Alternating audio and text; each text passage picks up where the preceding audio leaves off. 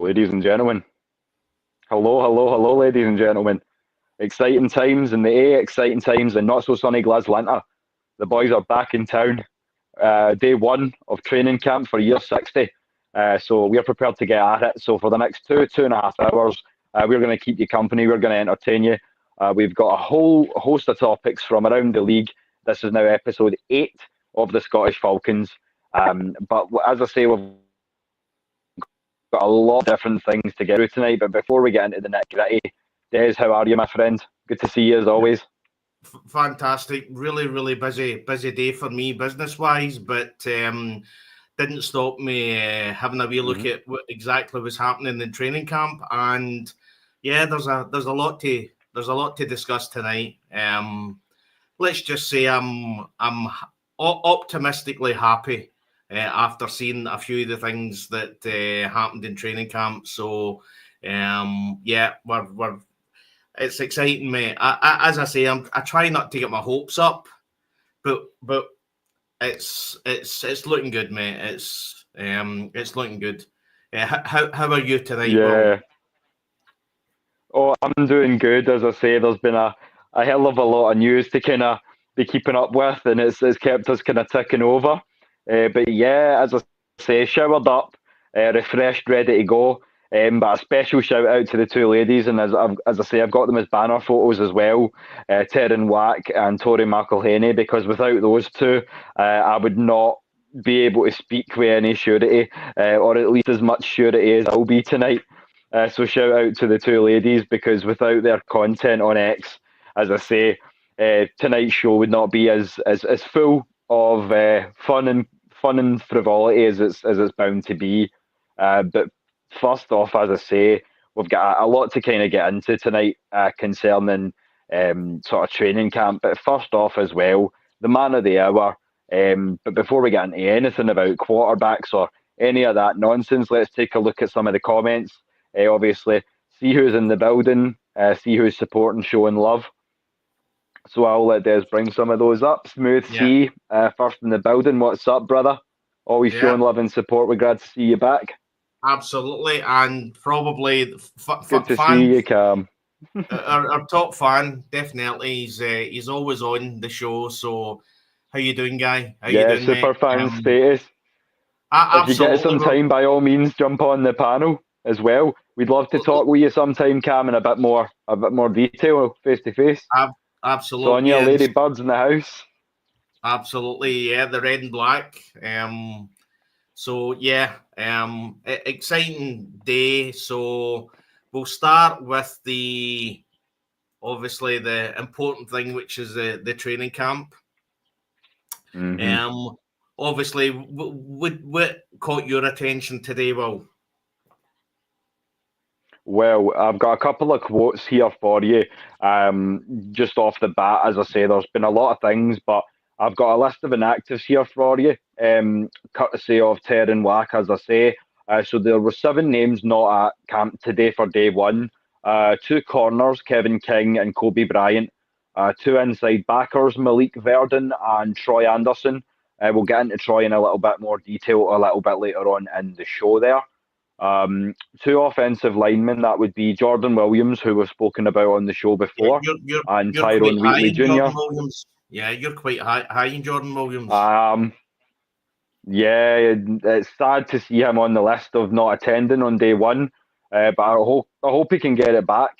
And then the last name is not one I'm familiar with, a defensive lineman, Laquelle London. I know he's a little bit further down the depth chart as well. Yeah, but what really caught my eye... Yeah, Laquelle London played. Sorry, I was just going to... Yeah, Laquelle London played for us last year, so... So, yeah, I mean, so what... Again, you'll know more about this. You might not know, but what is the reason? Is this just injury, or is it maybe family reasons, or? For some it may be. I've not looked into the specifics of it all just quite yet. So I don't know what's contracts and things like that, because we've got a lot of young players here. As I say, Kobe Bryant could be holding out contract-wise. Same with Jordan Williams, because he's a UDFA. So it could be contract scenario in that sort of case. I'm not sure where Kevin, Malik, Tyrone are in terms of their contract. But in the case of Troy Anderson, as I say, he's been added to the PUP list, the physically unable to perform list. But we'll break that down a little bit more, as I say. So, as I say, I'm not sure what contract issue it is, but outside of the UDFAs who aren't signed yet, that's what I would say as well. But one thing that really caught my eye as well, and you'll love to see it, as I say, we were talking a lot about the kind of the vibes, so to speak, and the kind of atmosphere. The guys turning up yesterday, the vets, Kyle Pitts doing his dancing and things of that nature, and we've got a lot of Kyle Pitts to talk about later on as well. But it was when Michael Penix Jr. was asked. So let's talk potential, Mike. Where do you rate this offense? And he just says potential. We should be the best in the league. Absolutely. I love it. Yeah, I mean that set a fire in my heart. We said last night, everything, the most important player in any sports franchise anywhere in the world is the quarterback. Say what you want about any other sport, the most important guy in any one team and franchise is a quarterback. We spoke last night about how we say that there's you get cocky and you get delusional, right? Michael Penix Jr., this guy is looking around the league and he's looking at all these quarterbacks and he's looking at all these defenses and he's sussed them out. This guy knows what he's going to be doing. He's played in 3 games and he's saying to himself, I know what's going to happen. I can see and I can read all this. He says a lot of things. And on top of that, sorry to jump in there, Des, on top of everything else, as we've said before, it's not just what Penix knows and what Penix has picked up, because yes, he has a limited sample size, but now he's got physical reps at NFL pace. But you've also got the experience of what Matt Ryan's been through, what Michael Vick has been through as well, and also what the coaching staff has been through. It's an amalgam of so many things on a cognitive level. As I say, this is Penix's season. With an SZN, because we're putting some fucking attitude on it. I'm confident in what this kid can do. So yeah, as I say, a lot of good things and a lot of words that you want to hear at this point in training camp. Again, as I said to you for many weeks, Des, behind the scenes and on the stream, name me a time, I'll wait, where the Falcons have been this deep, talent-wise, this early in the off-season process. It's been a minute. Even 2016, we didn't have the defense we do now. So well, I was thinking. I get in so late. I mean, it was literally 15 minutes before the show. I had to jump in a shower, and I was thinking to myself. Literally, I was just about ready to jump in the shower, and I thought to myself, I can honestly say that I believe that this offense, player for player, is better than the offense we had in 2016. But the problem, we had some standouts, but you're right. But the problem we've got is the team in 2016 were a bit so the sum of their parts was bigger than the parts.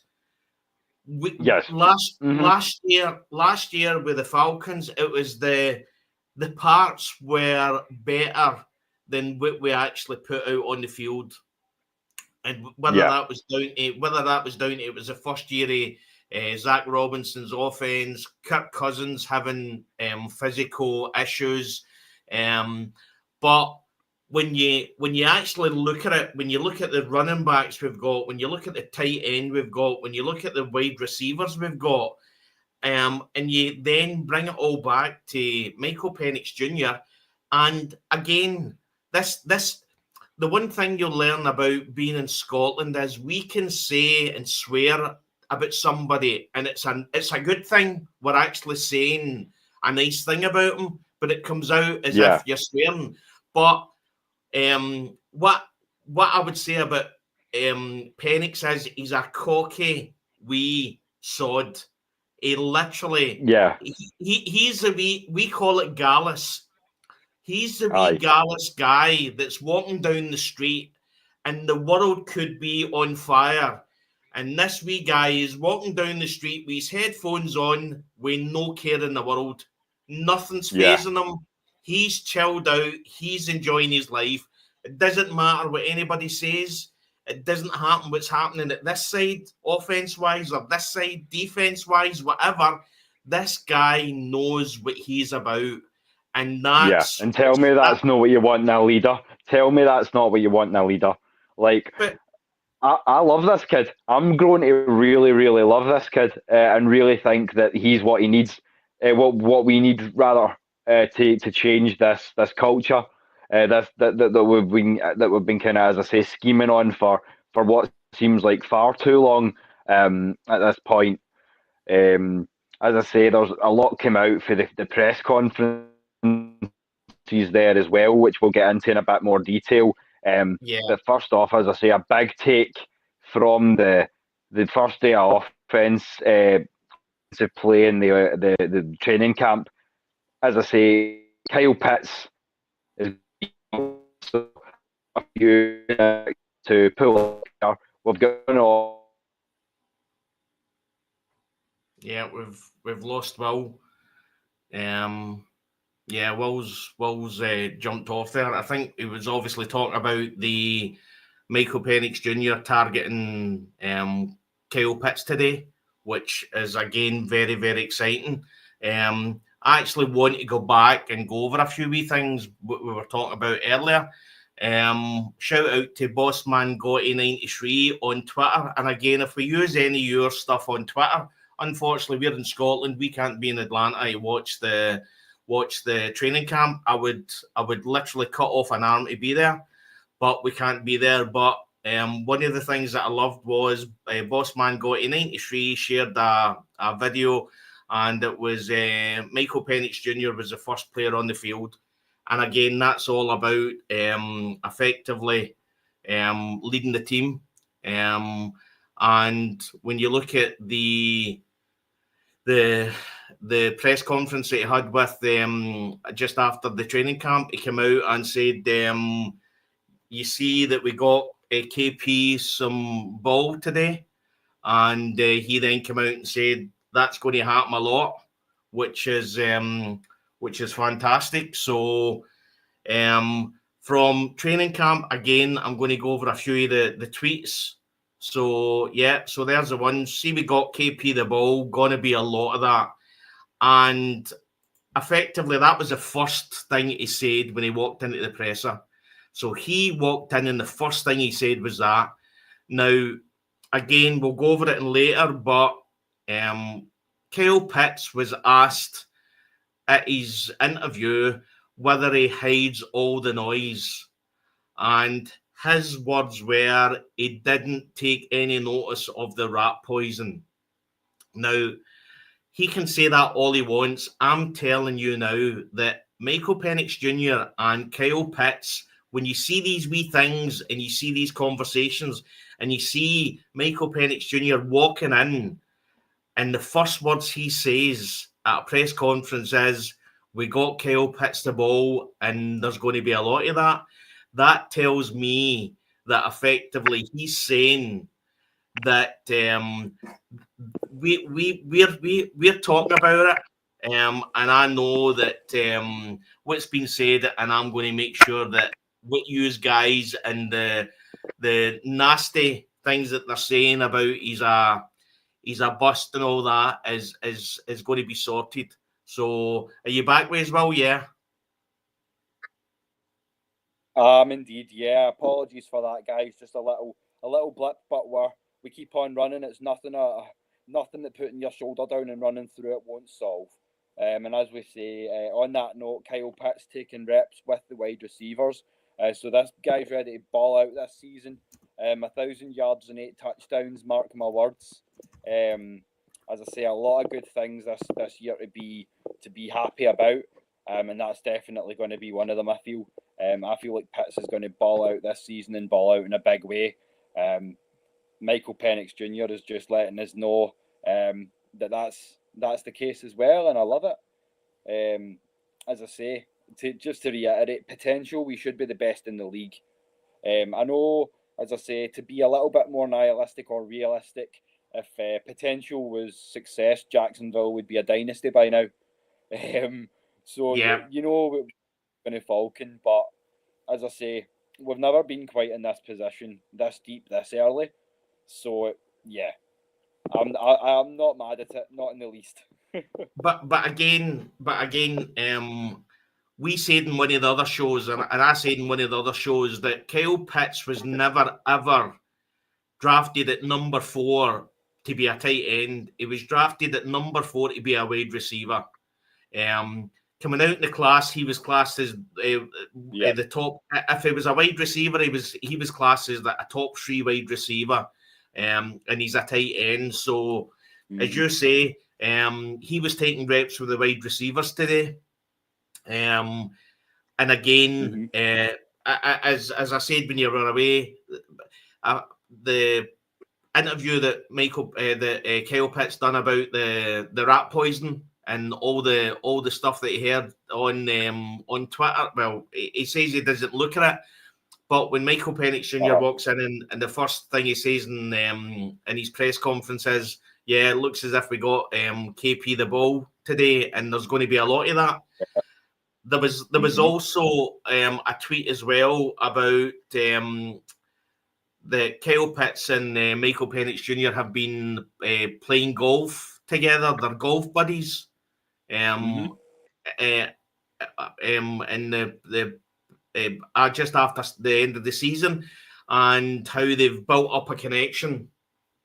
And again, that's really exciting when you. And as you say, going out and having adventures in the dunes with him and Bijan and Drake, it's all about building camaraderie and going, nah, these are my guys. And then, as you say, when they spoke earlier on about it, they'd mentioned, no, I don't have a favourite receiver. We were talking about it on the show. Just obviously, no, I don't have a favourite receiver. Everyone's going to get the ball, and the one that's going to get it the most is the one that gets open the most. I understand as a leader he has to be diplomatic, but as I say, he's saying the right words that I want to be hearing at this point in the pre-season as well. But as I say, it's not just one man's offense. It's not just down to Michael Penix. We know that this defense is going to be important as well. Shout out Georgia, Texas boy, always showing love and support down in the chat as well. But we go on. As I say, this offense looks elite, and we love to see it. But we're only as good as our defense, because defense wins championships. And on that note, let's talk a little bit about Troy Anderson as well, while we're on training camp, because as you say, he was the biggest name. I know I'm big on Jordan Williams, and I know you're big on Mr. Kobe Bryant, sir. But my thing is, I would probably go out of my way to say that Troy Anderson is the biggest name on the absence list. We were talking last night about how we needed him to have an injury-free season. As we say, up in smoke, so much for that. Now, as I say, it puts us in a tricky place, because now, as I wanted to kind of make this evident, but I didn't want to speak into the ether too early. Diablo season. We brought in Divine Diablo, who is what we who play Brit ball or American football in the UK would call a dog backer, which is essentially, I've explained to you, a nickel is a hybrid between safety and corner. A dog is a hybrid between a down safety and an outside backer. And he reminds me of that. I know he's playing inside, but as I say, he's very versatile, especially when you add into the mix guys like Xavier Watts and Billy Bowman. So I think it could well be the time where he steps up and makes some impact. I think he's definitely, I've been speaking in the past with Mad Mike as well about how he can really do some damage as well. But is he prepared Is he prepared to step up and make that difference? But yeah, I'm just making sure in the background here. Drop me a little piece of advice down in the chat. If you can hear me okay, if you can't, if you want me to try and tweak the volume, just let me know, guys. That's fine. No, I mean, if you just increase your voice a wee bit, mate, that's all. You know what I mean? Yeah, but as I say, how do you feel about Divine Diablo? Des? Because I like him. I think he played well as a Raider. I think he brought to the table. How about you? I think he was brought in because of the situation with Troy Anderson. We needed extra backup in the linebackers position. We said last night, as you said, that Troy Anderson needs an injury-free season, and we've not been able to. I mean, effectively, we don't know how long he's going to be out. It's the start of the training camp. Yeah. When he's Do you know the nature of the injury, by chance? That's one thing I haven't read. No, I've not seen any at all. I don't think Raheem Morris was even asked about it, what the injury was. So, but yeah, I mean, it's sad for Troy. As we said last night, he's burst a pace. Is always going to have issues. When you've got that burst of speed, that's going to take. Guy. Yeah, it's going to cause issues with injuries. So yeah, and if you can't stay healthy, you can't do much of anything despite your skill set. Unfortunately, but as I say, my one complaint about Michael Penix.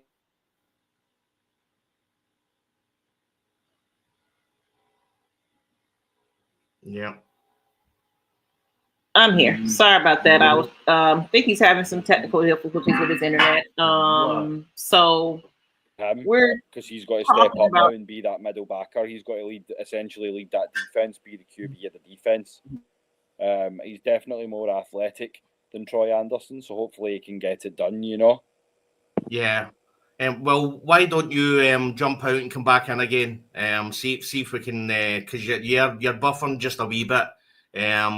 And I'll go through some of the messages.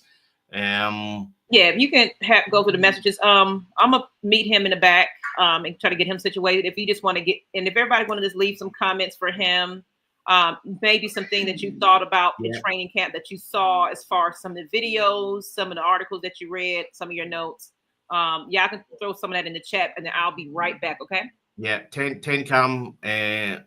He's for sure got some cool nerves, especially being thrown into the situation he was in last season.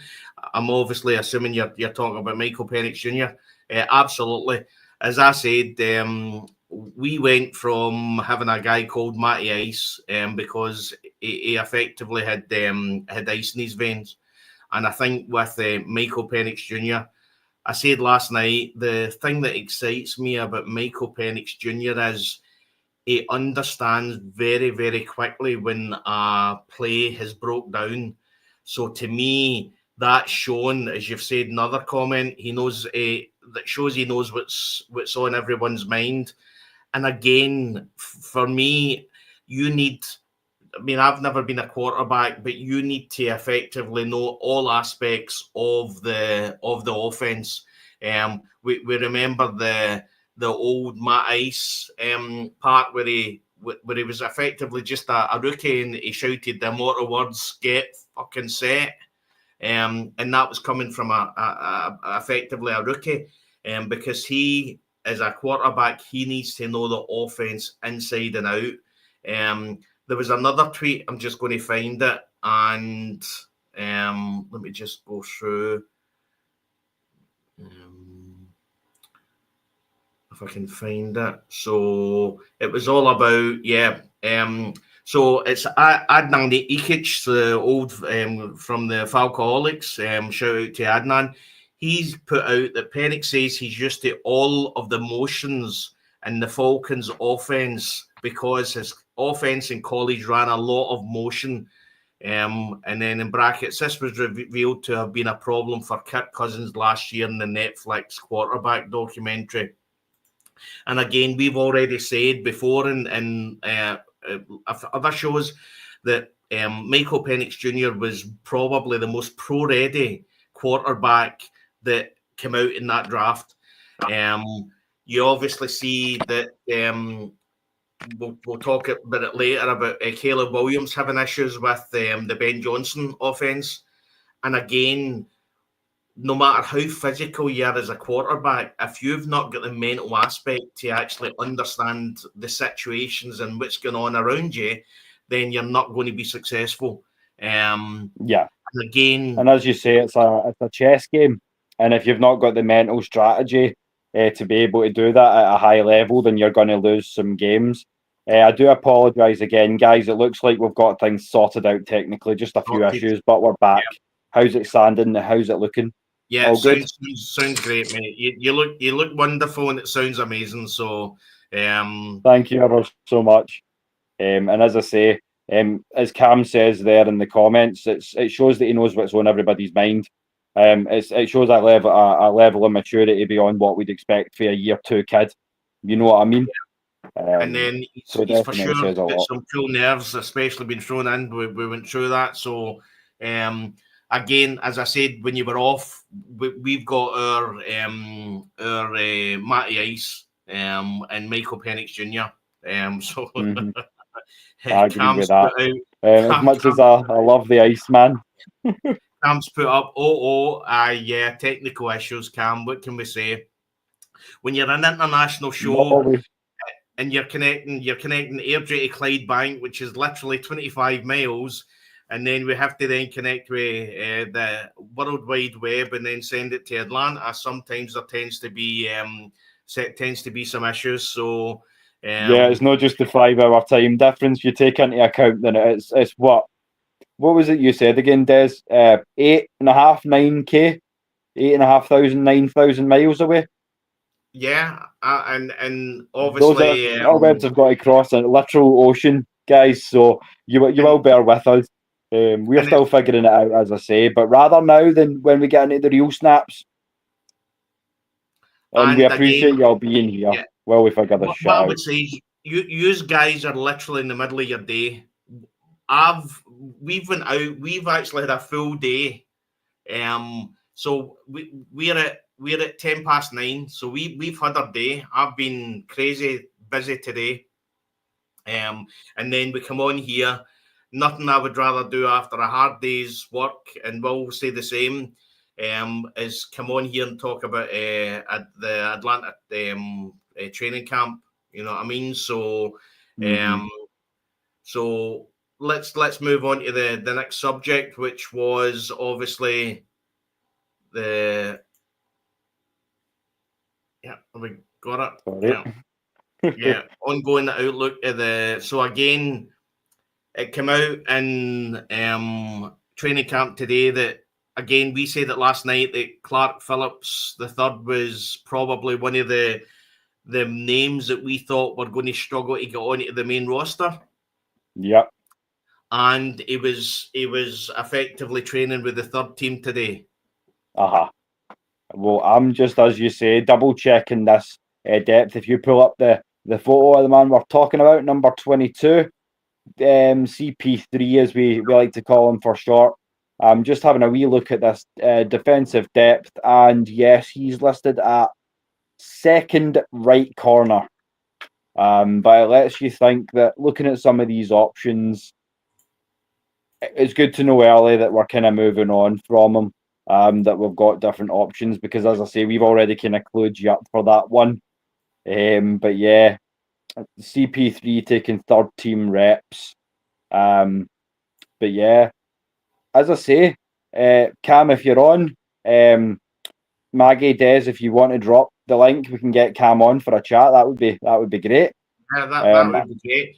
I mean, there's only some. I mean, obviously training camp started, and I think Will must have thought that his phone was having a fit, because effectively, as I was travelling today to do some business, I was looking at all the tweets that were coming out, As I said, Tory McElhaney, Terran Wack, Kevin Knight from the Falcoholic, Adnan Iki. There was a again.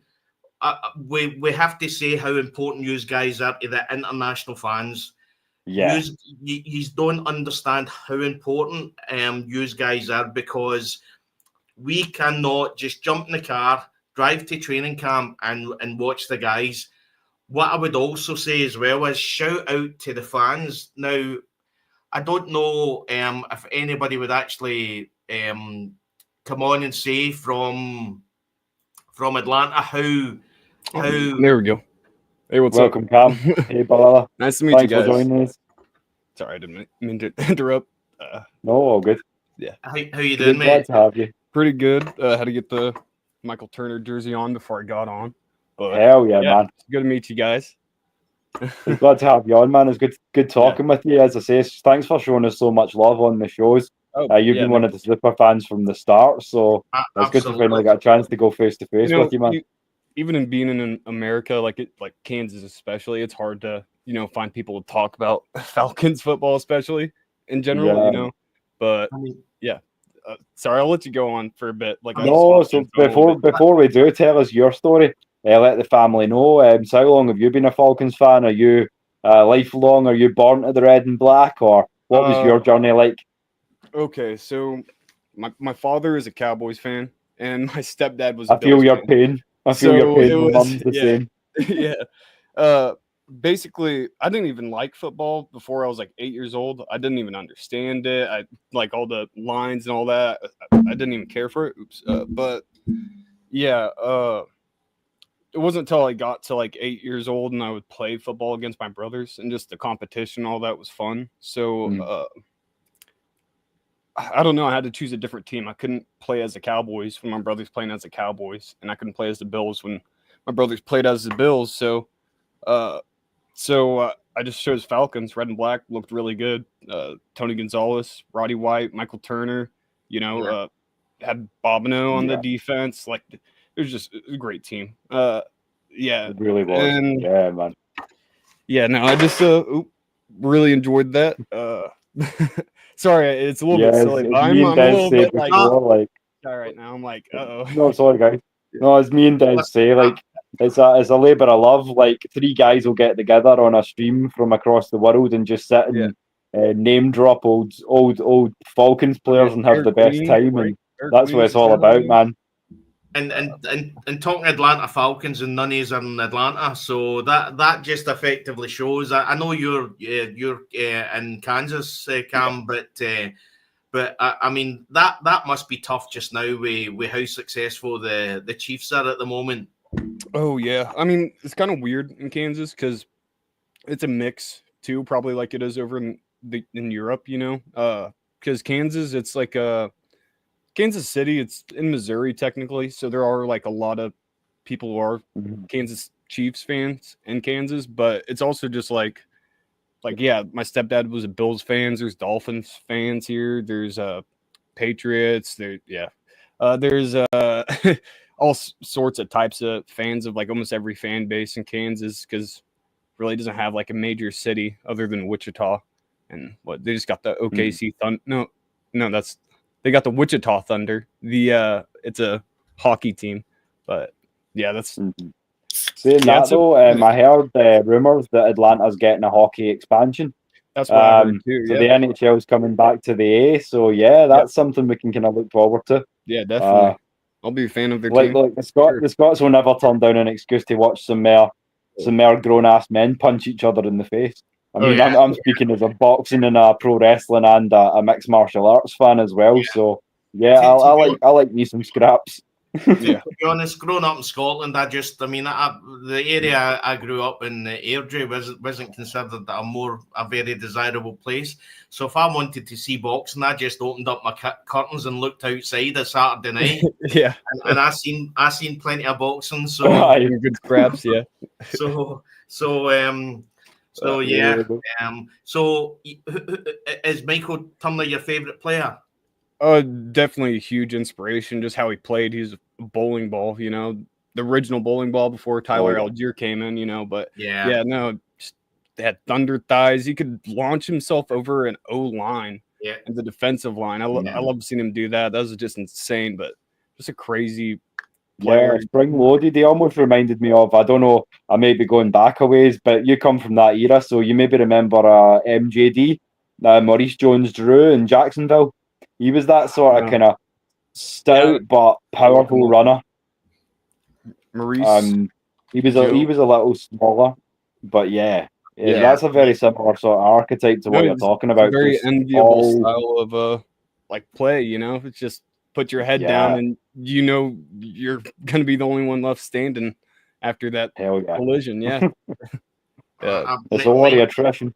Michael the Turner burner, you know. So I mean, so obviously I came in probably about the same era, Cam. So Tony Gonzalez is effectively my idol. I mean, what that man done and how he could do it was phenomenal.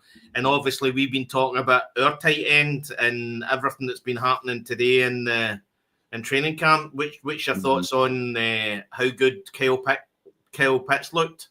Well, I haven't watched all the clips of like the passes. Right now it's just like, you know, they're just running routes and all that stuff. So it's never gonna be like anything like, okay, that was he's gonna go all out this year just because of a couple passes. But it is good to see that like a lot of the attention has been put on Kyle Pitts. Like you said, even earlier, the first thing Michael Penix said when he walked in the room without even being asked was, Kyle Pitts got the ball today, you know, or got the ball to him. Yeah. And so it is on everyone's mind, and it just showing that there is emphasis on getting him back on track to breaking out, hopefully this season, you know.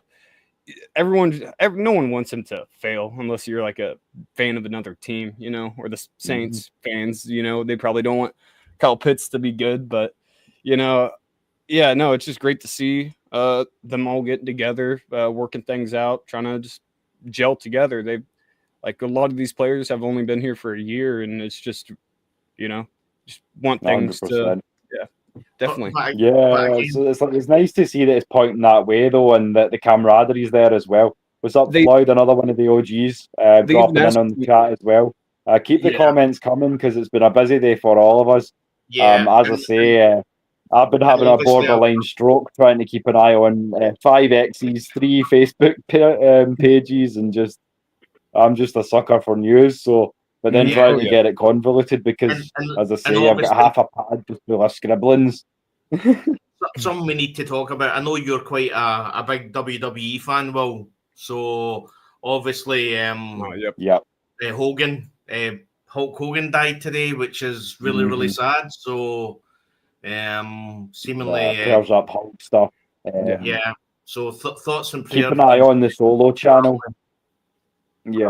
As I say, keep an eye on the solo channel. We can dig into not only, as I say, they come in threes. So I'm going to be speaking about a couple of the big deaths because we've lost Ozzy Osbourne as well, the Prince of Darkness this week. And it just feels so sad because either we're getting old or a great generation's passing, because now that's the Prince of Darkness and the Immortal Hulkster gone. So I'm going to be going in deep, opening the panel tomorrow. And we can start to kind of swap some memories and things like that. We don't want to tarnish training camp for what it is. So for now, we'll just say prayers up. But you'll get to hear my thoughts tomorrow. So if you do want to jump on, as I say, anyone that's in the chat and the PMs, if you're listening on Facebook as well, keep sharing this out, keep showing support.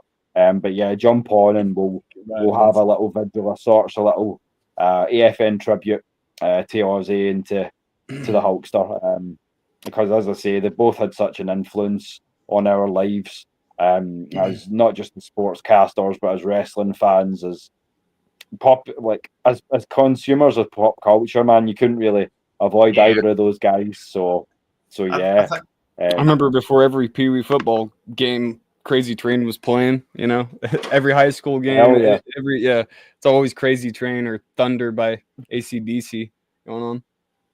Hell yeah. And shout out to AC/DC, man, for going so far, because they started out as a couple of teenage boys from Scotland, So there you go. So shout out I to didn't Angus even know I and was making a Malcolm. Scotland reference. Yeah. Okay, there we go. That works its way back in. Okay. Yeah, traditionally, like they're an Australian band. A lot of the guys were from Oz, but the two guitar players, Angus and Malcolm, they're both the Glasgow. Yeah. So yeah, hence the school uniform. Because when the band started, Angus was only 14, and he went out to the rest of the band. I don't know what to wear on stage. So his mum, so the story goes, went, "I'll just wear your school uniform," and he's just kind of stuck with it ever since. So yeah.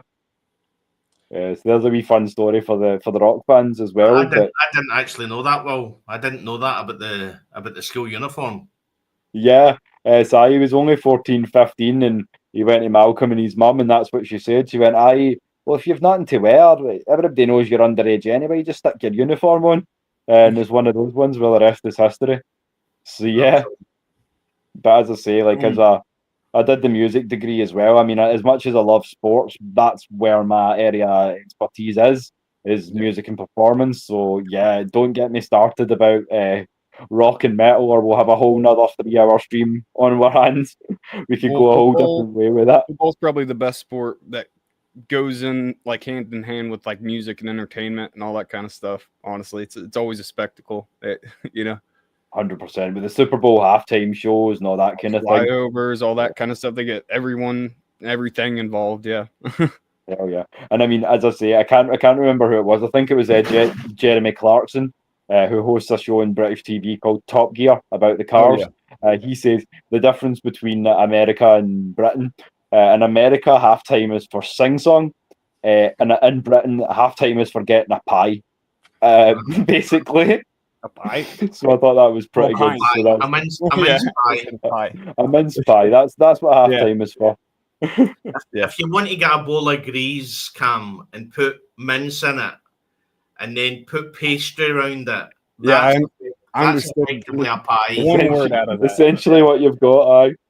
Oh, good for what ails you, though. Good for what ails you. Or you can get really, really posh, and you can go for a steak pie, which is nicer parts of the cow.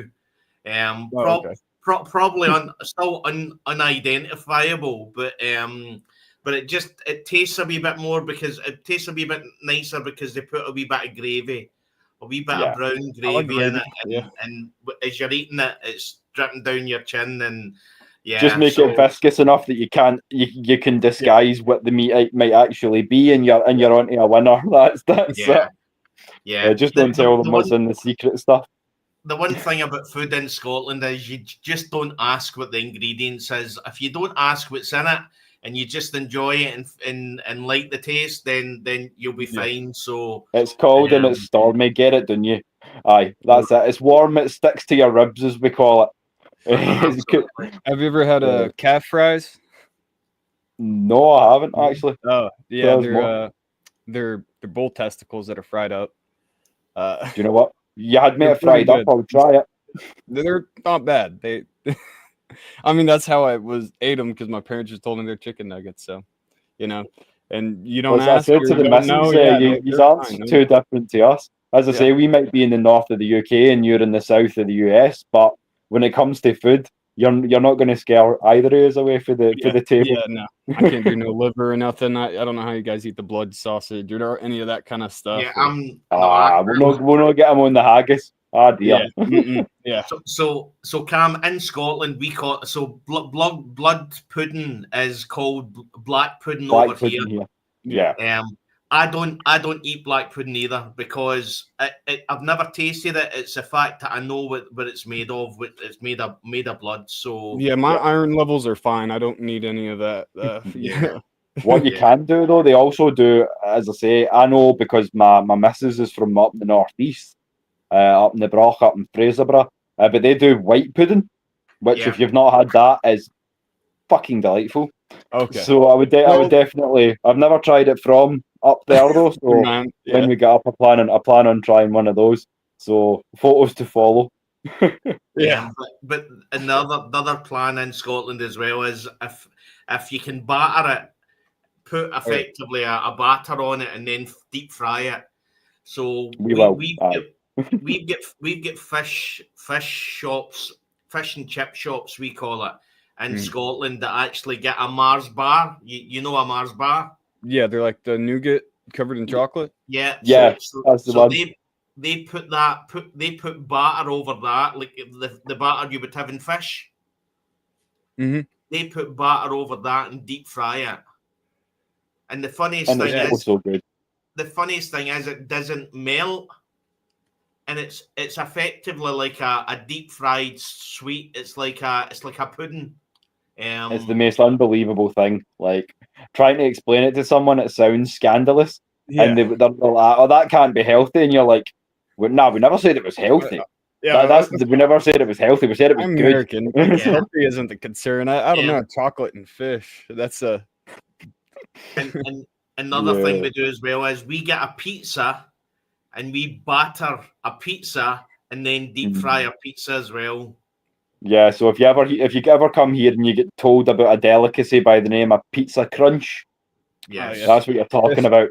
A battered deep fried pizza, and it's as great as it sounds. So you see why we're all so unhealthy. As I say, curry sauce is in our blood. Like practically at this point. Some use gravy. It depends on your preference, but we're many is too healthy. It's why you don't hear a lot of Scots outside the Scottish Hammer shout out Jamie Gillan making it to the NFL, because most days are content to spend more time in the chip shop. or we end up dying of heart attacks at 55. You know what I mean? That'll do it. So make the most of it while you're here. Living a good life. You're here for a good time, not a long time. Yeah, full life, because your stomach was very full, all the time. Yeah. So no, definitely though. Like, healthy foods aren't really a concern for me as an American. It's just if it tastes good, it tastes good. That's all that really. And that's that. I think that's why, as I say, Mad Mike has had this joke with me before, and he goes, "Are you sure you've not got a little bit of black in your bloodline?" Because I said something about chicken wings, and I went, "Do you know what, brother? I've not done my 23andMe yet, so there may well be. Who knows? Could be something. My hair is naturally curly, so could be in there somewhere. Who knows, man?" Brilliant. But one thing to go back on when we're talking about Michael Penix and his interview, also, I remember someone asking. They mentioned during the quarterback season 2 and Kirk Cousins having trouble with the pace of the offense, it being too fast. They asked Michael about that, and he mentioned that no, it's no problem for me. It was that way in college, so that's also another very reassuring thing to hear. I don't really watch a lot of college football, so it's hard for me to just like go through the film and what teams they're playing, what actually matters. Some people kind of grade it on whether they're playing like certain schools and all that, but I don't.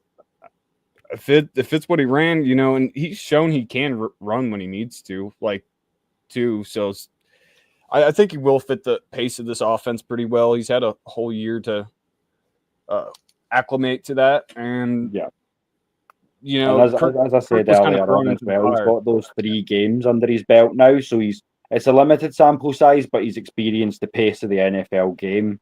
Right. And just a little behind the curtain message. So I'm going to propose this to you now.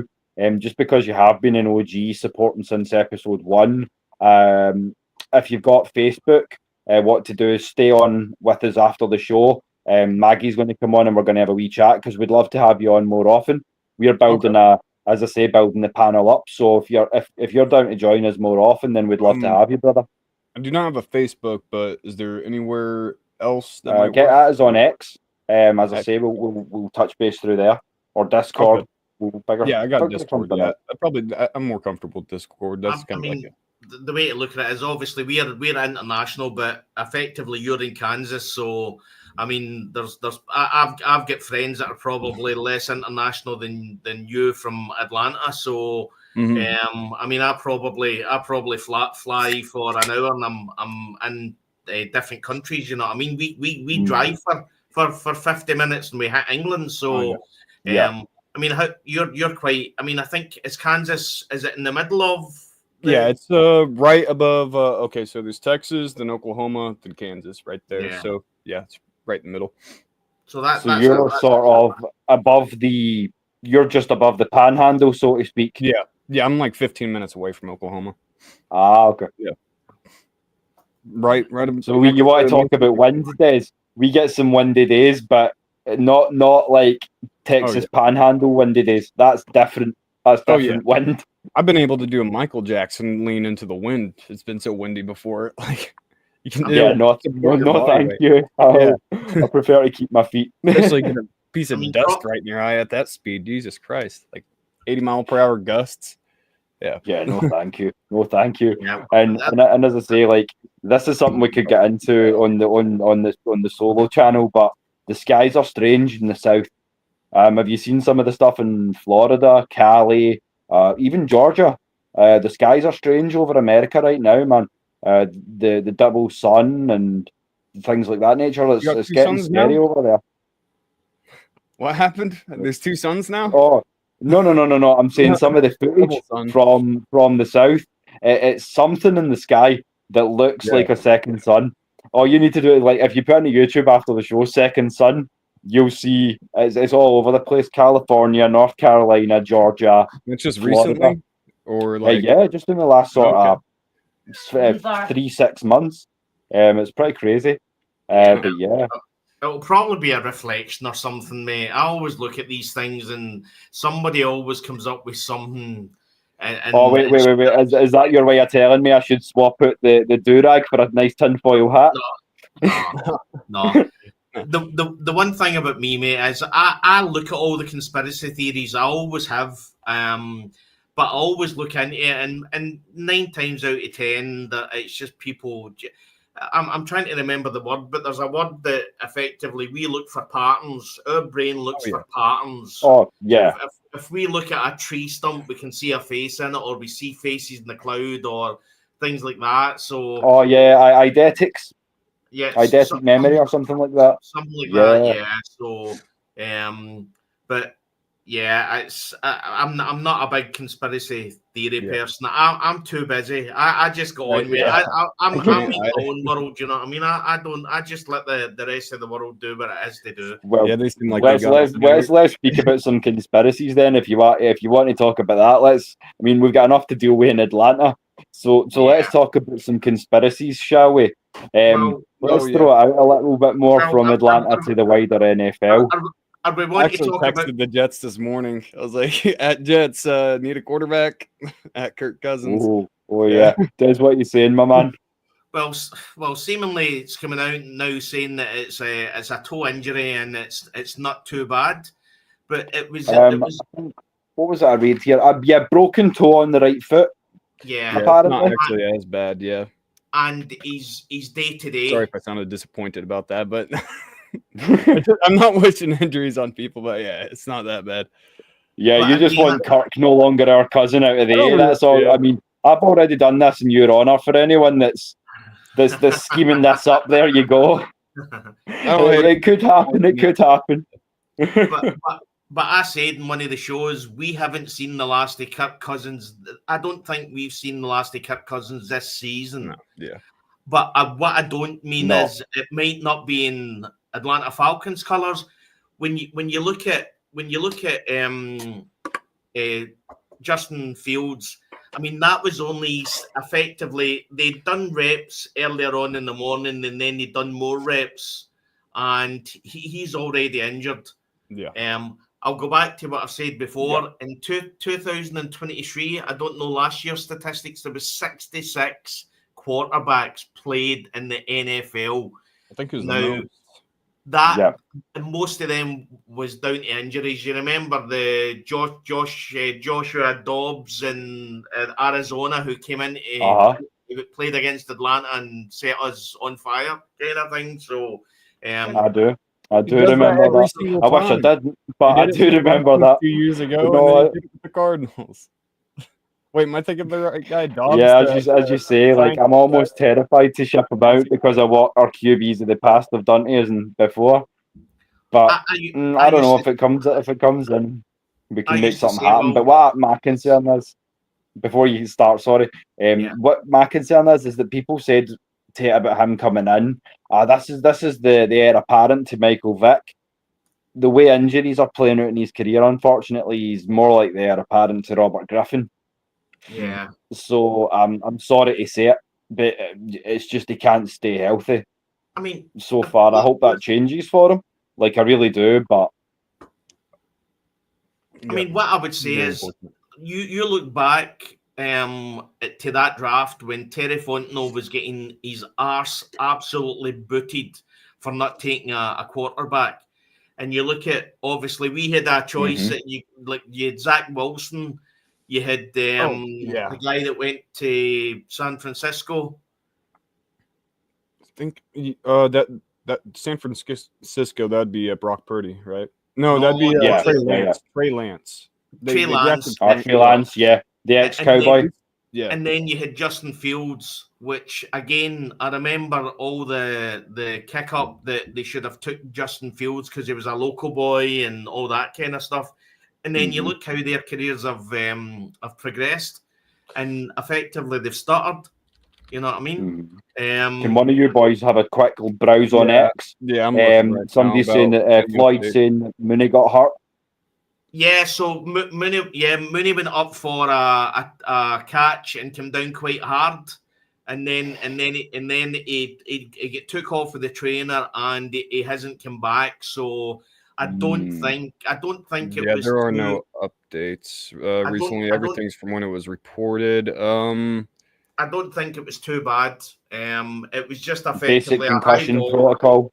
They're probably just being very precautious in the training camp. Yeah, makes sense. It's probably just basic concussion protocol. So he may be back today. So there would be no point in making a report. But day one, I guess you want to keep it under wraps as well, not kind of panic anybody, because we've already had the bad news that Troy's out. So don't want to compound it, Talking about that, well, again, Tory McElhaney, I think Raheem Morris was asked about making the decision to play starters in the preseason, and he said that he would look closer to the preseason before he make that decision, and look at how much work they get in from now to then will dictate how many starters get looks in preseason games. So again, when you look at some of the injuries that's happening, and again, you're literally caught between a rock and a hard place. It's a case of you want to play the starters in pre-season to effectively get the cobwebs off, but the problem you've got is if you then put some of the starters on and any of them get injured and they're out for the season, which happens, then that throws up other problems. So you can understand. I mean, if you take Kirk Cousins for example, we all remember last year Kirk Cousins was saying that he wanted to play in pre-season, and he didn't play. Obviously, with him being now the number 2 quarterback, there's a chance that we might see a bit of Kirk Cousins.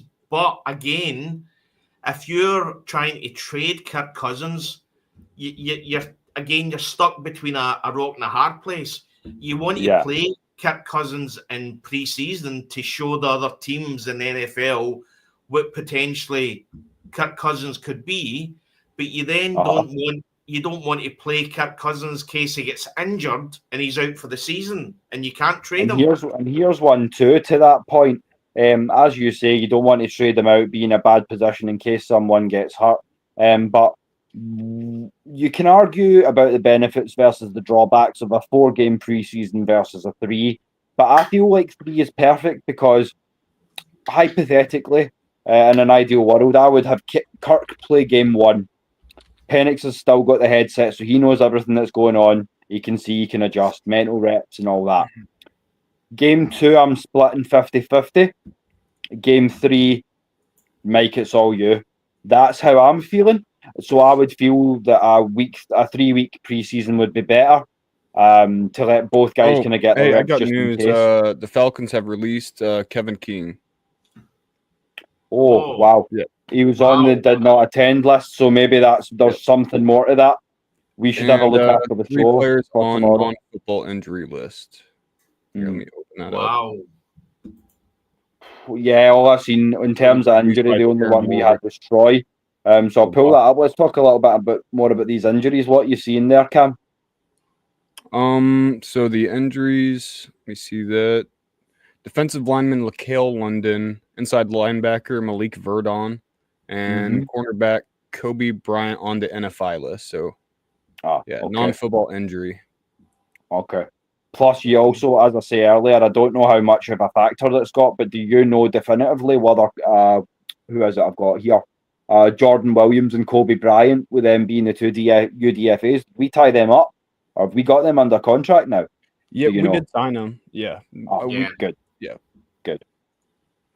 Yeah, because I remember there was a picture of Kobe signing in that. Okay. Because that was my one concern, as I said earlier in the show, because I hadn't checked, was when they came to the UDFAs, is that a contract situation? Yeah, because I would hate for like any. Well, some are going to be taken up by other teams, but by the end of the 53-man roster, once that's actually settled, because last year we lost. Who was it to the Bills? It was Zion Logue. Yeah, Zion Logue. Yeah, one of the draftees. And he played fairly well for them, to his credit. As I recall, he looked pretty serviceable. So I was like, more power to him. But I said, split it both ways. Our practice squad, if we can hold on to them, is going to be nice. 91 bodies for 53 spots. So our practice squad, if we can keep them, is going to be tasty. And again, that's why I think Kobe Bryant's going to make it on the 53, because he's such well known. I mean, I heard one of the other podcasts, and I think it was Kevin Knight and the Falcoholic was saying that. I mean, obviously they had concerns with Kobe Bryant, but as he said, I mean, throw a 7th round pick in there. I mean, he deserves a 7th round pick. Yeah. Even people. I'm just looking again. Sorry, boys. Kevin King here, as you say. Terran had him listed as a corner. That's incorrect. I've got him on the depth chart here at strong safety 3. So if we're getting rid of a safety, well, it's going to be another DB spot that we can use. Clark Phillips III is training with the 3rd team. So we've got Fuller, Watts, Bates and Helms as safeties. We've got Alford, Terrell, Bowman as corners. I think Bryant makes it. I think he's corner number 4.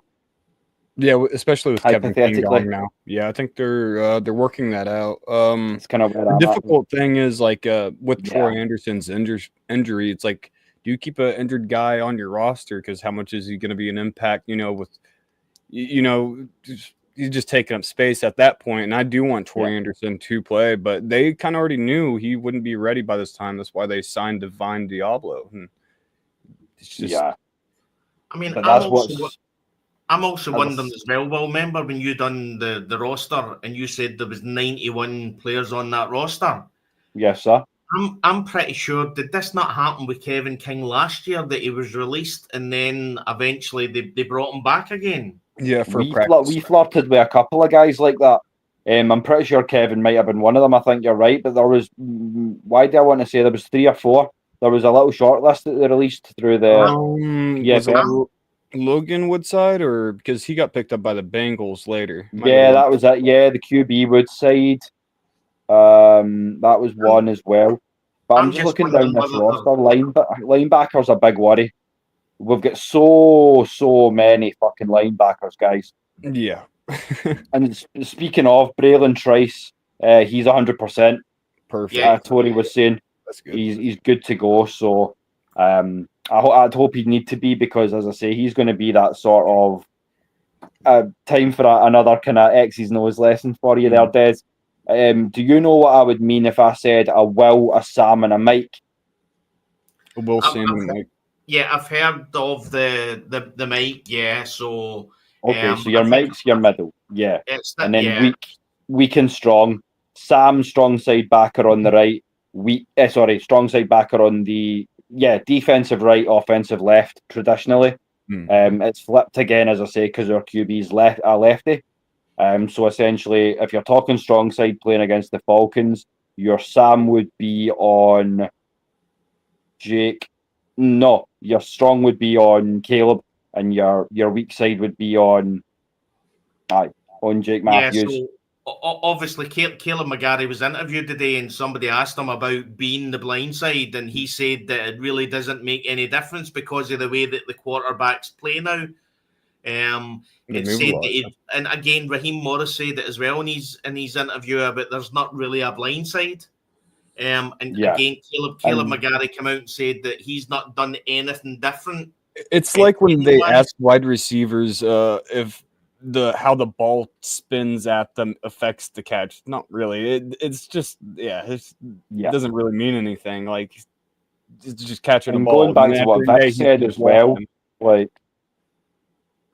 and Michael Vick, as he said as well, he liked to roll against his body. So he's going out traditionally against what he would like to do. So even if he's rolling out, just look at the. I've got the sizes here. I can send you them over, Cam, after the show as well. So you've got the files. But Caleb McGarry's listing at 6'6" and 330. Yeah. If he gets his hands on you, you're done. It's over. If you might as well take a play out. If which hand a quarterback uses affects just completely ruins how a professional lineman blocks, then that's I think that would be brought up a lot more than just like little tidbit. I don't think that's anything. It's just kind of like it's just a little tidbit. I guess so. As you say, it would show a more fundamental issue either with the quarterback or with the tackle if that were the case. Yes, I agree with you there. As I say, but there's not just a lot of chaos going down in Atlanta either. It's league wide, as I say, for the first time in a long time. All 32 teams are active, so we've got a lot of things to talk about as well. We've spoke about a little bit about the Justin Fields injury, but you mentioned earlier, Des, as well, about Caleb Williams. So I've got a little photo here of the man of the moment, as it pertains to Chicago. Former Detroit offensive coordinator Ben Johnson. Apparently, Young Gun is having a few issues. We're kind of getting that scheme under his belt. Can you tell us a little bit more about that, Des? What have you been reading? Yeah, well, seemingly, one of the first plays today was intercepted by a linebacker, Tremaine Edmonds. And at that point, seemingly Ben Johnson pulled the offense off the field. Seemingly as well, the offense couldn't kept on getting into the huddle because they were trying to work out how the play was going to go. And again, Ben Johnson at that point pulled the offense off the field. So I think Ben Johnson, obviously he's came from Detroit Lions, and I think he wants everything to be perfect. But when you look back at what happened with us last year, I think when you've got a veteran like Kirk Cousins having issues with a new playbook with Zach Robinson and the motion and everything that's happening in that, and I think the same's happening with Caleb Williams. He was number one draft pick, but when I was watching some of his games, what stuck out to me was he was literally running around. He was doing ridiculous. Mad Mike's in the house. He said, if you want to join us, man, feel free. If you're just sitting listening, don't be a stranger. As I say, that's the beauty of this. You can host up to 10. So AFN International, let's party. It's day one of camp, man. So yeah. I was listening to his podcast earlier today, and the guys went off on all the Kyle Pitts doubters.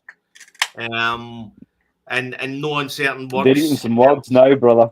Yeah, absolutely. So, watching Caleb coming out, and again, we keep on saying about Michael Penix being in a pro-ready and a pro-style offense when he was at Washington under Caleb DeBoer. I think that was and then you see who's not a world-beating coordinator, but to his credit, he's very how would I say?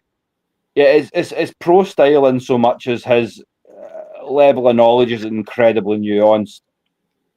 So it's college. If this makes sense, it's a college handle with a pro blade, so to speak, because of just how deep his knowledge is, and that's why Washington were able to succeed.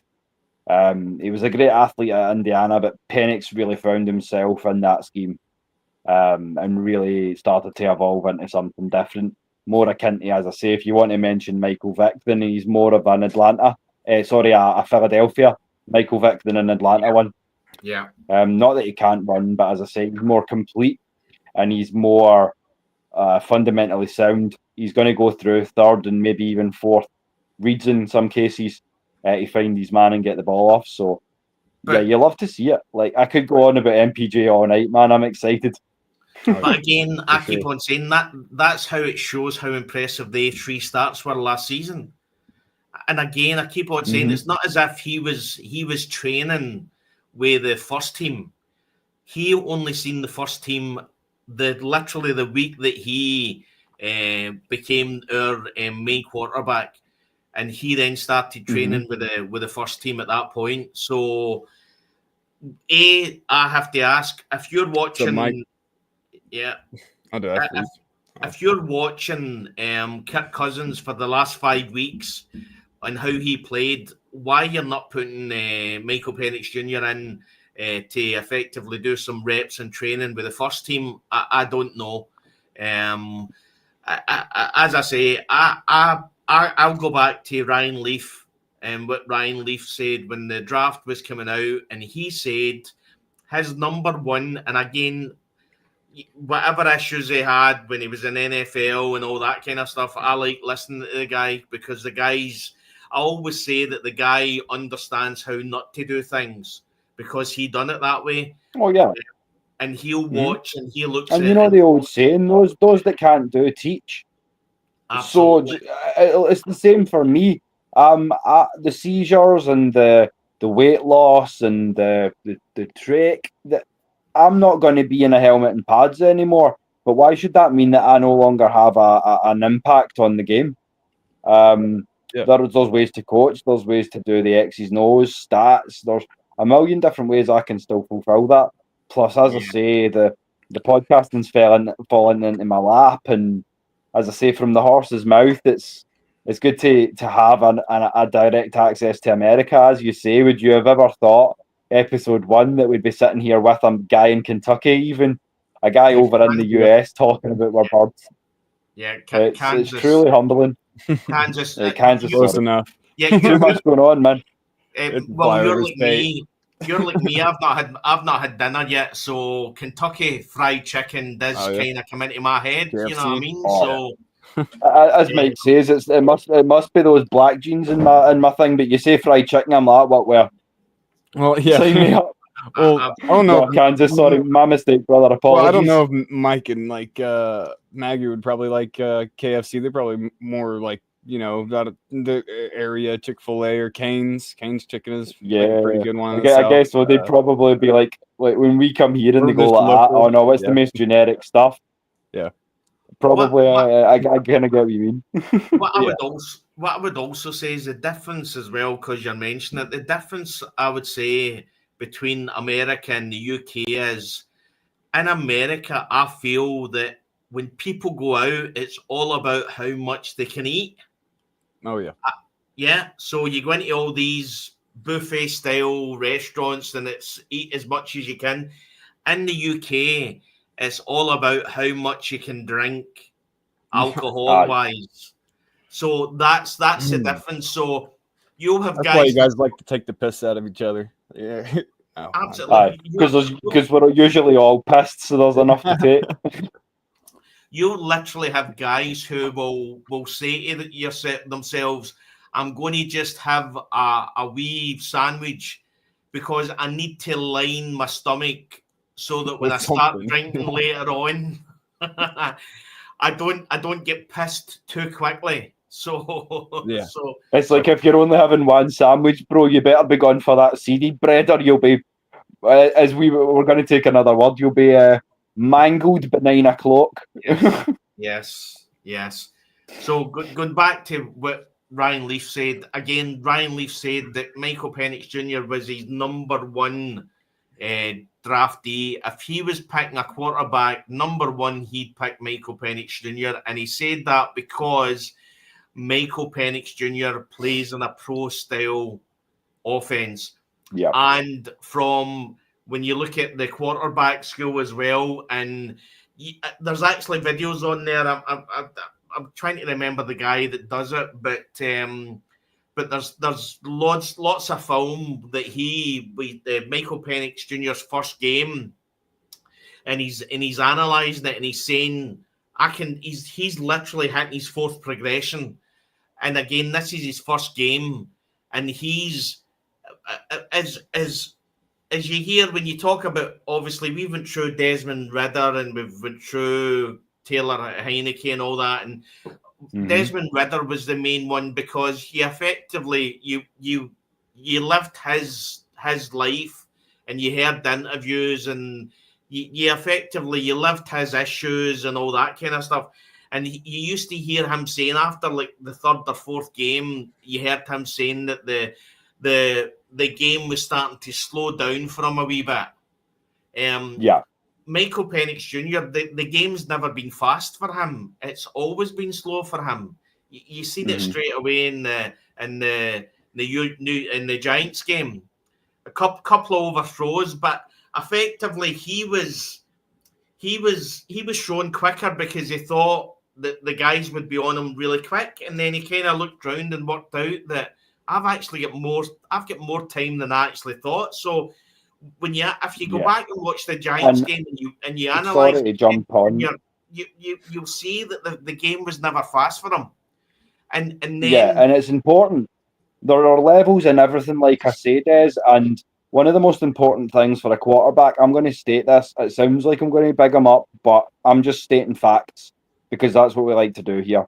We don't like to beat around the bush. Michael Penix Jr. has a reaction and a read time that is phenomenal because, as I say, when you're playing against, let's say, the top four, in my opinion, the big four edge rushers, so you're talking about TJ Watt, Myles Garrett, Max Crosby, Micah Parsons. You play against any one of those and they don't have a clean block off the edge, you have about 2.5 seconds as a quarterback to get that off. Most QBs will go through a read maybe 2 and then they'll scramble because they can feel that heat on their hip. By that time, he's already on read 3 and he's still got the athleticism to take off. It's, as I say, is the exception, not the rule. You're not going to find many quarterbacks that are like this. Put Michael Penix's ability to do that against any QB from the class just this year. Cam Ward, as I say, the kid we've just let go from Texas at QB as well, Quinn Ewers. You could go on Shedeur Sanders. There's not one of them who I would call a complete pro-ready quarterback. They all have some semblance of their game that I feel is lacking. Whereas MPJ's come out, the finished article, I feel it's just about getting him enough snaps to where he feels comfortable. And as you say, cocky versus delusional, he's right on that edge. I would say that Tyler Shock's probably pro-ready because that guy's already having to dye his hair. You know what I mean? The only rookie I've ever seen that's got grey hair. You know what I mean? So that's pro-ready. You know what I mean? The other thing I would say as well is I can't remember. Well, he's ready to be a pro. He's ready to be a pro something, man. Maybe not a QB. Yes. I seen a statistic today, and it was on. There's only 2 quarterbacks in college football history that threw back-to-back 4,500 yard seasons. I'll need to go back and find it, but that was Michael Penix Jr. and please do, and Patrick Mahomes. Oh yeah. So I need to, and when I come off the show, I'll find it and we can discuss it on Saturday. But sounds good. it jumped out at me. I didn't really bookmark it or save it, but I just looked at that and I thought, I mean, we've already spoke about what Patrick Mahomes said about Penix a couple of shows ago, and we've also talked about what I always said, and you probably were watching, Cam. Mike Vick's not having an interview with Desmond Ridder. You know what I mean? So game knows game. Yeah. You know what I mean? I don't think there's many comparisons to draw between the two to justify that, you know. But again, when you've got somebody might have had private chats, but yeah, when you've got people like Patrick Mahomes coming out, and I said to him, well, Patrick Mahomes, well, even Matt Ryan coming out too and talking to Mike Vick, apparently he's trying to help him, like mentor him in somewhat ways he can. Yeah, and that was what that was one of my rants, and I wasn't doing podcasting back at the day, but I don't mind admitting that when Matt Ryan was, some people say, sold down the river into Indianapolis for his last season, I felt like, he should have been allowed with the tenure and with the results and with the legacy that he'd built to groom his own heir apparent, to groom his own successor.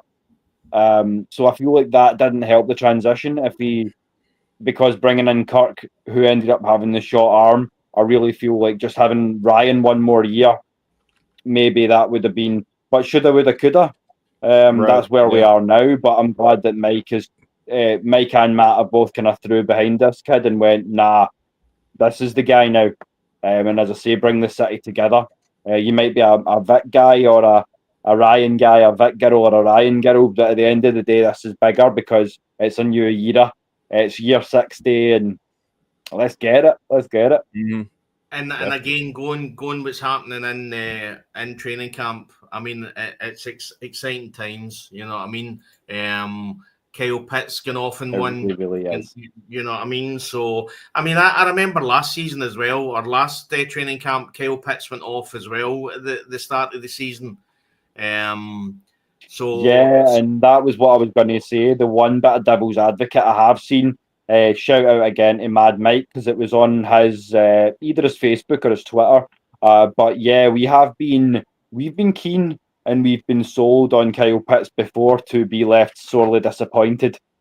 But again, to kind of Mike will tell you we respect each other, but we don't have to agree.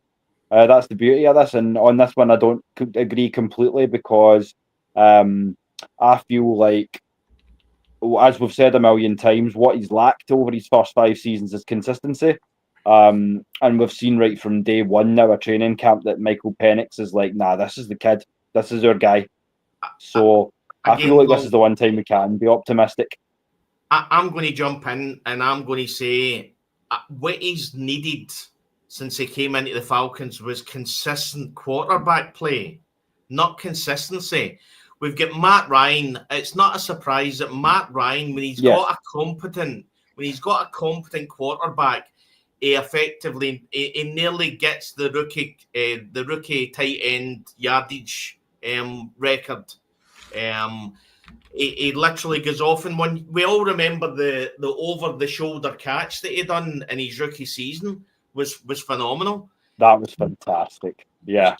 You then go to Marcus Mariota, Desmond Ridder, Taylor Heineke, Kirk Cousins.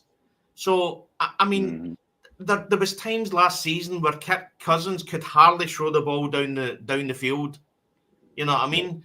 You then see that it's effectively, it looks like a pack, as if Michael Penix Jr. and Kyle Pitts has got together and they've said to themselves, you know what? He's come out and said he doesn't notice what is said on Twitter. But as Cam said and I said earlier, Michael Penix Jr. walking into the presser and the first thing he said is, we got KP the ball today and it's going to happen a lot. So that means that whatever you understand, players will talk, players will all have that chat. If he's on the golf course and he's the golf buddy, they're literally standing talking about, oh, I heard this and I heard that, and they're having a dialogue. And what I would say is Michael Penix Jr. is walking in, and I would say he's got balls. He's walking in and he's saying to the world's press, do you doubt this man? Well, I'm going to prove he's fucking wrong. No, You know? Yeah, entirely. doubt him at your peril, so to speak. What were you going to say, Cam? Sorry.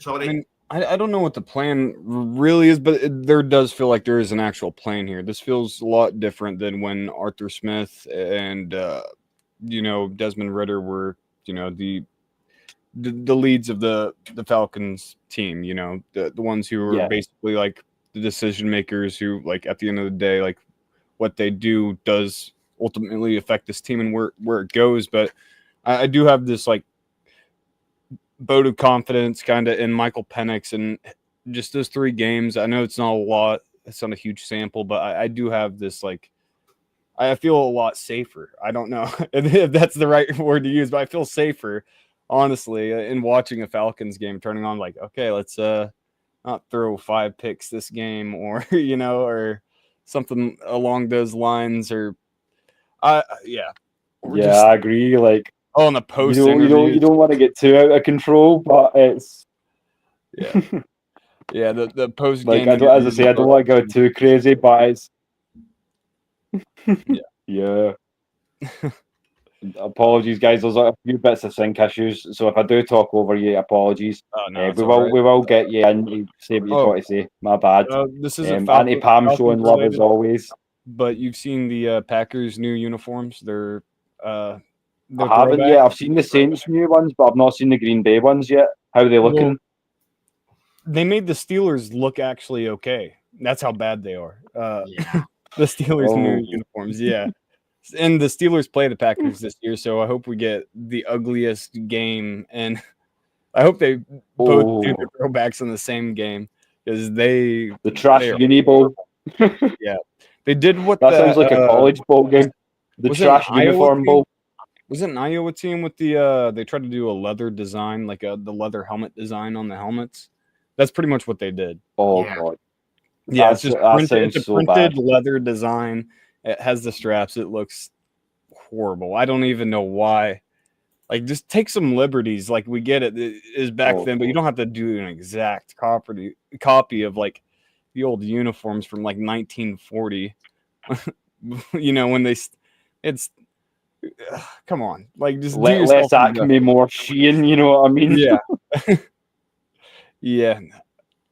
100%. Have some respect, man. Get some nice modern threads. Thank God the Falcons didn't exist till 1966. Honestly, the peak of like design. The 60s and 70s had great design in the cars, architecture and all that stuff. Yeah. I mean, it's quite funny because it's a good way to be. You tie in red and black with that, you can't go wrong, man. That was that. I was sold. It's quite a strange one for us if you're a Scotsman, because in 1966 is considered quite a bad year, because that's when the old enemy England won the World Cup. But obviously now 1966 for us now is a good year. That's with a caveat, because in 1967 we beat them at Wembley. Yes. And we were the world champions. We destroyed them at Wembley. So but then obviously you've got. But no, as I say, as Des says, we're the Scottish Falcons first. So absolutely. No, as Des say, we can't be the Scottish Falcons and not run down England at every chance. So England in the eights. That's the main thing. You know what I mean? That's it. As I said, so shout out to Aidan. He's listening in the back. He was going to try and make it, but things are a little crazy right now. So he did say he's down in Manchester, and we said, okay, so we'll give you a pass. You're English, but at least you're a Falcon and no a Saint, so you can get some brownie points for that. At least you've got some taste in team. Again, shout out to. I mean, I'm looking at some of the videos on X just now. Shout out to the fans. I mean, that sold out. What a turnout! I mean, that must be. I know, obviously, Kyle Pitts came out and said that the people that post all the nonsense about him couldn't do what they do in 90 degrees heat. I mean, that's a Scotsman's nightmare. Just looking at that just now with that heat. I mean, that looks really, really warm out there, and that's what I think people don't understand. You watch some of these practices, and you see how hard they're working, and you see the sweat pouring off them. But you obviously you're not taking into consideration the heat that they're actually playing under, which is unbelievable. And then we get 21 degrees here, which is like 70 degrees Fahrenheit. And we think we're toasting, you know what I mean? So these guys, as I say, the only time that famous photo you've seen of me, which is here, I'll turn the cam off. That one there of me, that's about 28 degrees Celsius. That's about the only time in a normal Scottish League game. It's long sleeve base layer because it's too cold for anything else. Leggings, full leggings. Body armor underneath. That sort of idea. We get the worst of both worlds here. That heat is different. Yeah, it gets like it can get to 110 in Kansas, and it can get to like -7 in the winter. So it's just and there's no snow in the winter. Right? Up and down, peaks and valleys. Dead and very cold and windy, and so football season, I don't know if it's good for my bones, if it's like quenching steel, hot and cold. It almost sounds a lot like Scotland because we commonly get too cold for snow. Yeah. I mean, very. And in Scotland, if we get effectively, that's true. Because the hot and cold, I can feel all my old. Like I've got a couple of dislocations from playing wide out for years, and I know the weather's going to turn before it does. I did like playing in the hot more though, because the cold, you get a face mask scratched along your arm. It feels like you just fell into a pile of razor blades. Like it's horrible. Yeah. Or like on your shin. Anywhere with like not that much like meat. Like shins, oh my god, yeah, it's horrible. Your fingers. Yeah. Your fingers will barely even work while you're playing. Like you try to open and close them, but they're almost like slowed down. You can't even like use your hands right when you get so cold. Everyone's standing on the sideline with their hands in their pants. I mean, in Scotland, we don't get really bad winters and we don't get really good summers. And that's the thing. You could probably go to the stadium in a balaclava. It's not like you have the same stigma. Oh, yeah. Yeah, I mean, you probably could go into one with there's some crazy outfits people wear to games, Like, I don't know. There's a Kansas City Wolf guy, he went to as Des says, like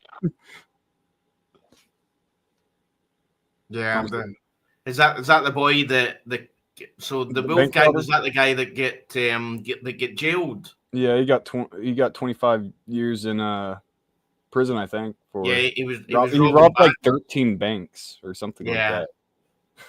And then obviously funding the money that he robbed the banks, he was going to see the Kansas City Chiefs. Just bear with me 2 moments. I've got a few issues my side, so I'm going to dump out and back in again. That's all right. Yeah. Go ahead. Yeah. So again, that was recent. So that he was jailed, wasn't it? He just got his sentencing, I think, this year, but I think it all kind of went down like 2 years ago when he actually got caught. Right. So it's been going for a little while now, but.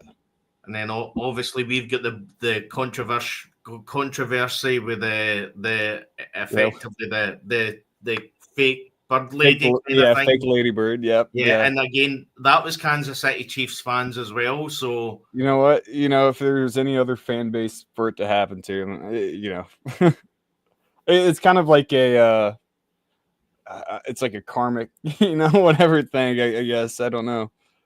It's just kind of all played out a little funny. I mean, it is sad like that. That did happen to people, but it's the absurdity of it is just kind of hard not to, I don't know, smirk at.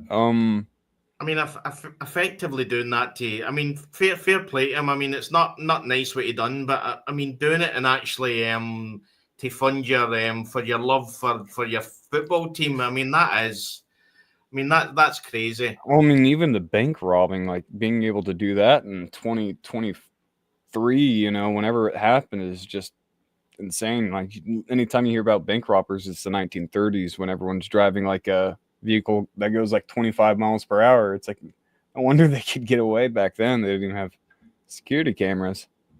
And then he's got the balls to do a documentary saying that he was innocent.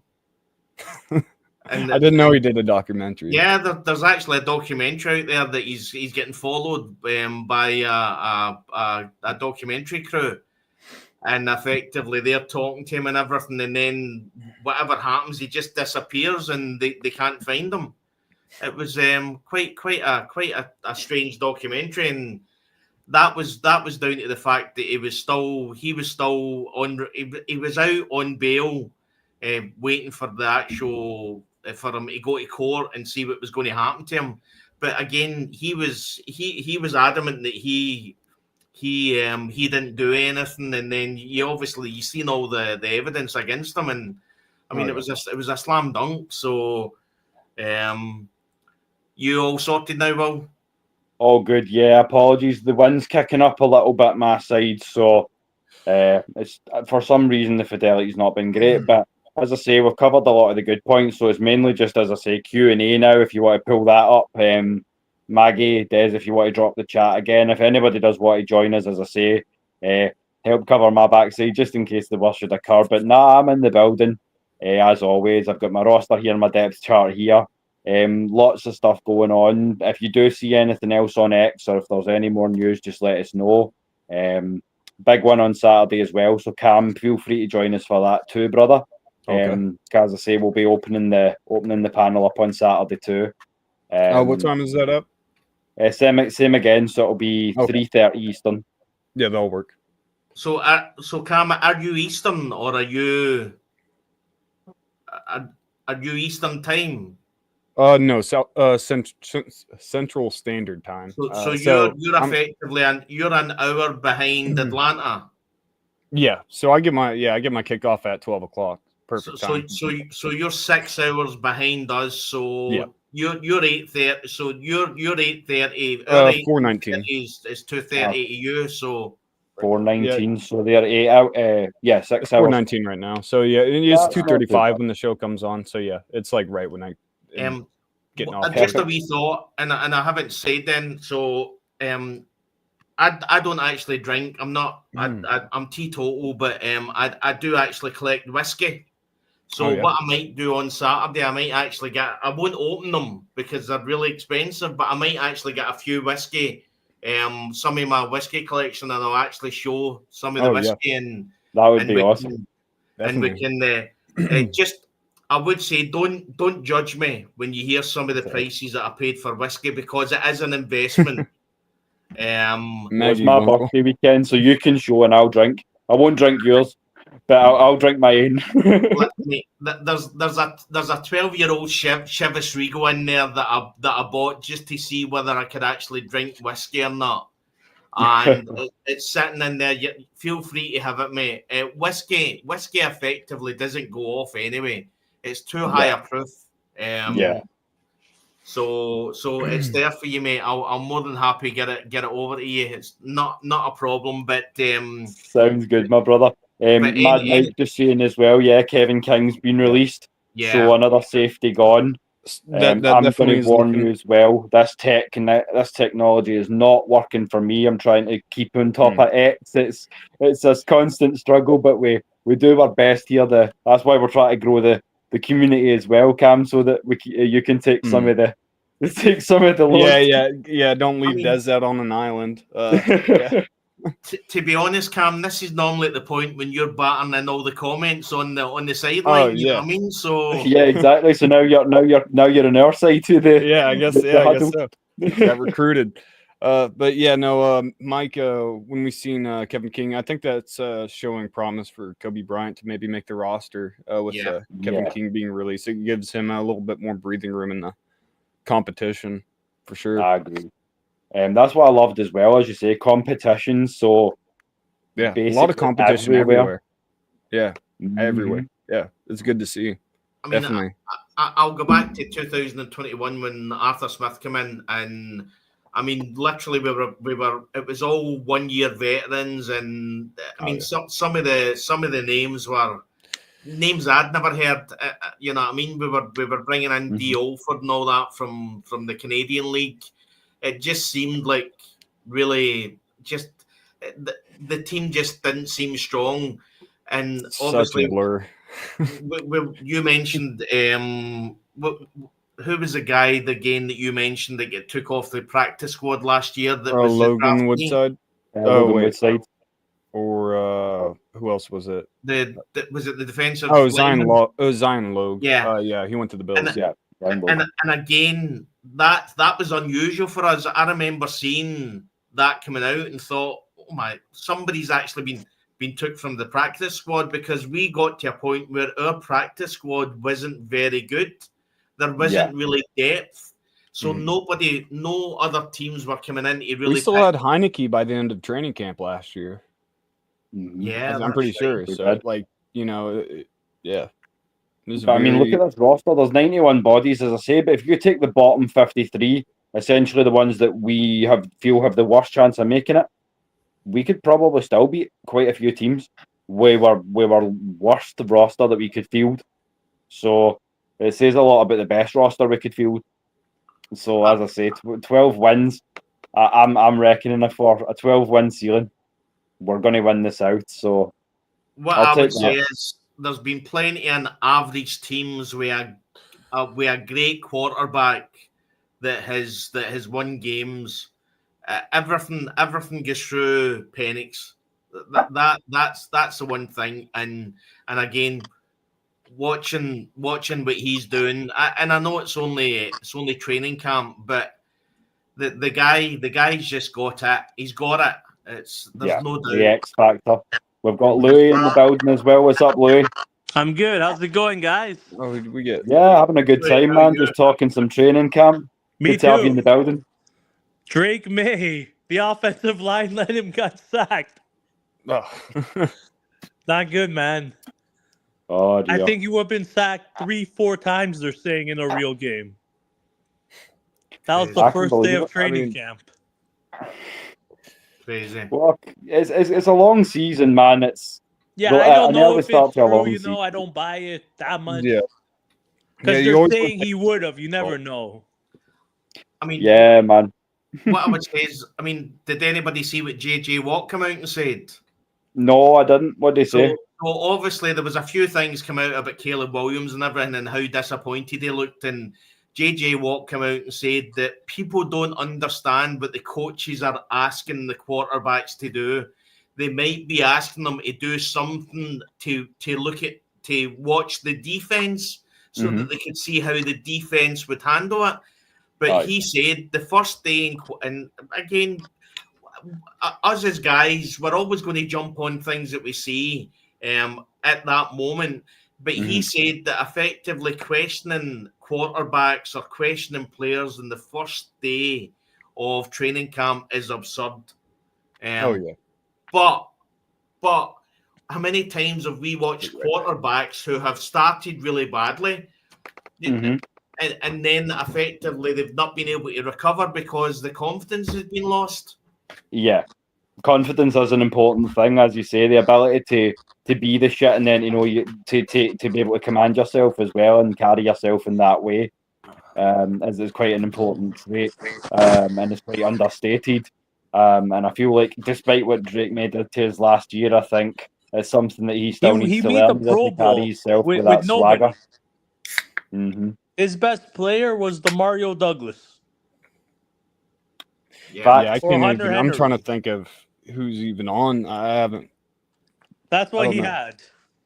I mean, how did you guys draft this year? Oh, Will Campbell. You got Stephon Diggs, didn't you? Yeah, this year. Yeah, this year. Yeah, this year you just got him. Campbell. Yeah, he's been able to do a lot with not a lot. I'll give him that. Oh, nice. Oh yeah, dog. Will It's a Campbell at Chihuahua. 5. Yeah, that's right. He's promising to protect Drake May with his life. Yeah, and that is the one thing. At least the loss last year came from our defense more than your offense. But Oh, if you're what type showing of up dog to is protect he? the kid, Your dog. What type's he? oh, she's a Chihuahua. This is Oh, Pixie. nice. We used to have a kid, a Japanese dog. Yeah, they're beautiful, beautiful breed. Japanese fighting dogs. You I know, know them yes, well. you know them with the pointy ears, the canine Uh-huh. ears. No, as I say, she's small Hey in guys, size, I gotta but go. I'll try to huge hop in back on when I personality. got a chance. If you're All still right, on. Cam, see you soon. Great to have you on, brother.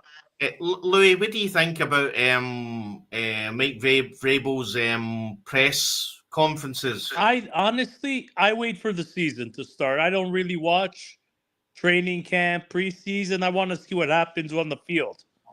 Okay. Mm-hmm. You know what I mean? We don't know what really happens. They show a little, like we saw Kyle Williams today make a one-handed catch. Yeah. From Drake May. But is he getting that with pads on and everything? You know, you don't really know. Yeah. As I say, like, there's a difference between, we're excited to be back into preseason, back into training camp, but the meaningful snaps are still to come. Yeah. As I've said before. And Tom Brady isn't here anymore with Gronk, you know.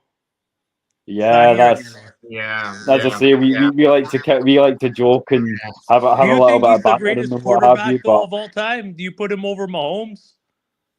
Yeah, yes. At the moment, yeah. So effectively, until Mahomes has finished his career, you still have to. I mean, I call him the GOAT man. I don't mention his name, mate, because Super Bowl 51.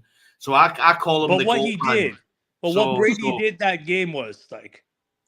Listen, Louis, I remember watching at halftime and seeing the GOAT man sitting there, and I remember shouting at the TV, "You've got nothing for us. You've got nothing." He looked desperate. He looked as if there was nothing there. And I remember just in the back of my mind, I remember saying to myself, but we need to remember who this guy is. Yeah. 4.5 minutes to go, as I said to you before, Des, on the last night's show.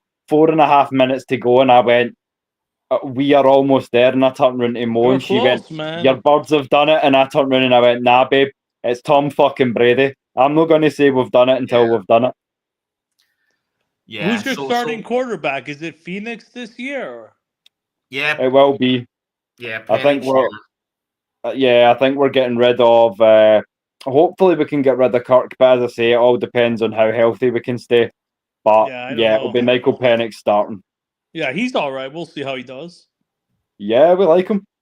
He's definitely pro ready. He's got a good arm, nice tight spiral, and I mean, he's shouting out the ones we want him to shout out. He's looking Kyle Pitts' way, to give him some consistency too. Yeah, but you don't know. Nobody knows until the field opens and everyone's there with the cornerbacks. Yeah, that's it. Until it's live play. Know. They're playing like flag football now. You know, can't. I don't really judge it. Yeah. I don't mind taking the reps for mental and physical sort of stability, but as you say, they're not real snaps. Kyle Williams is getting one-handed catches over Christian Gonzalez. Yeah. I can't. Our best cornerback.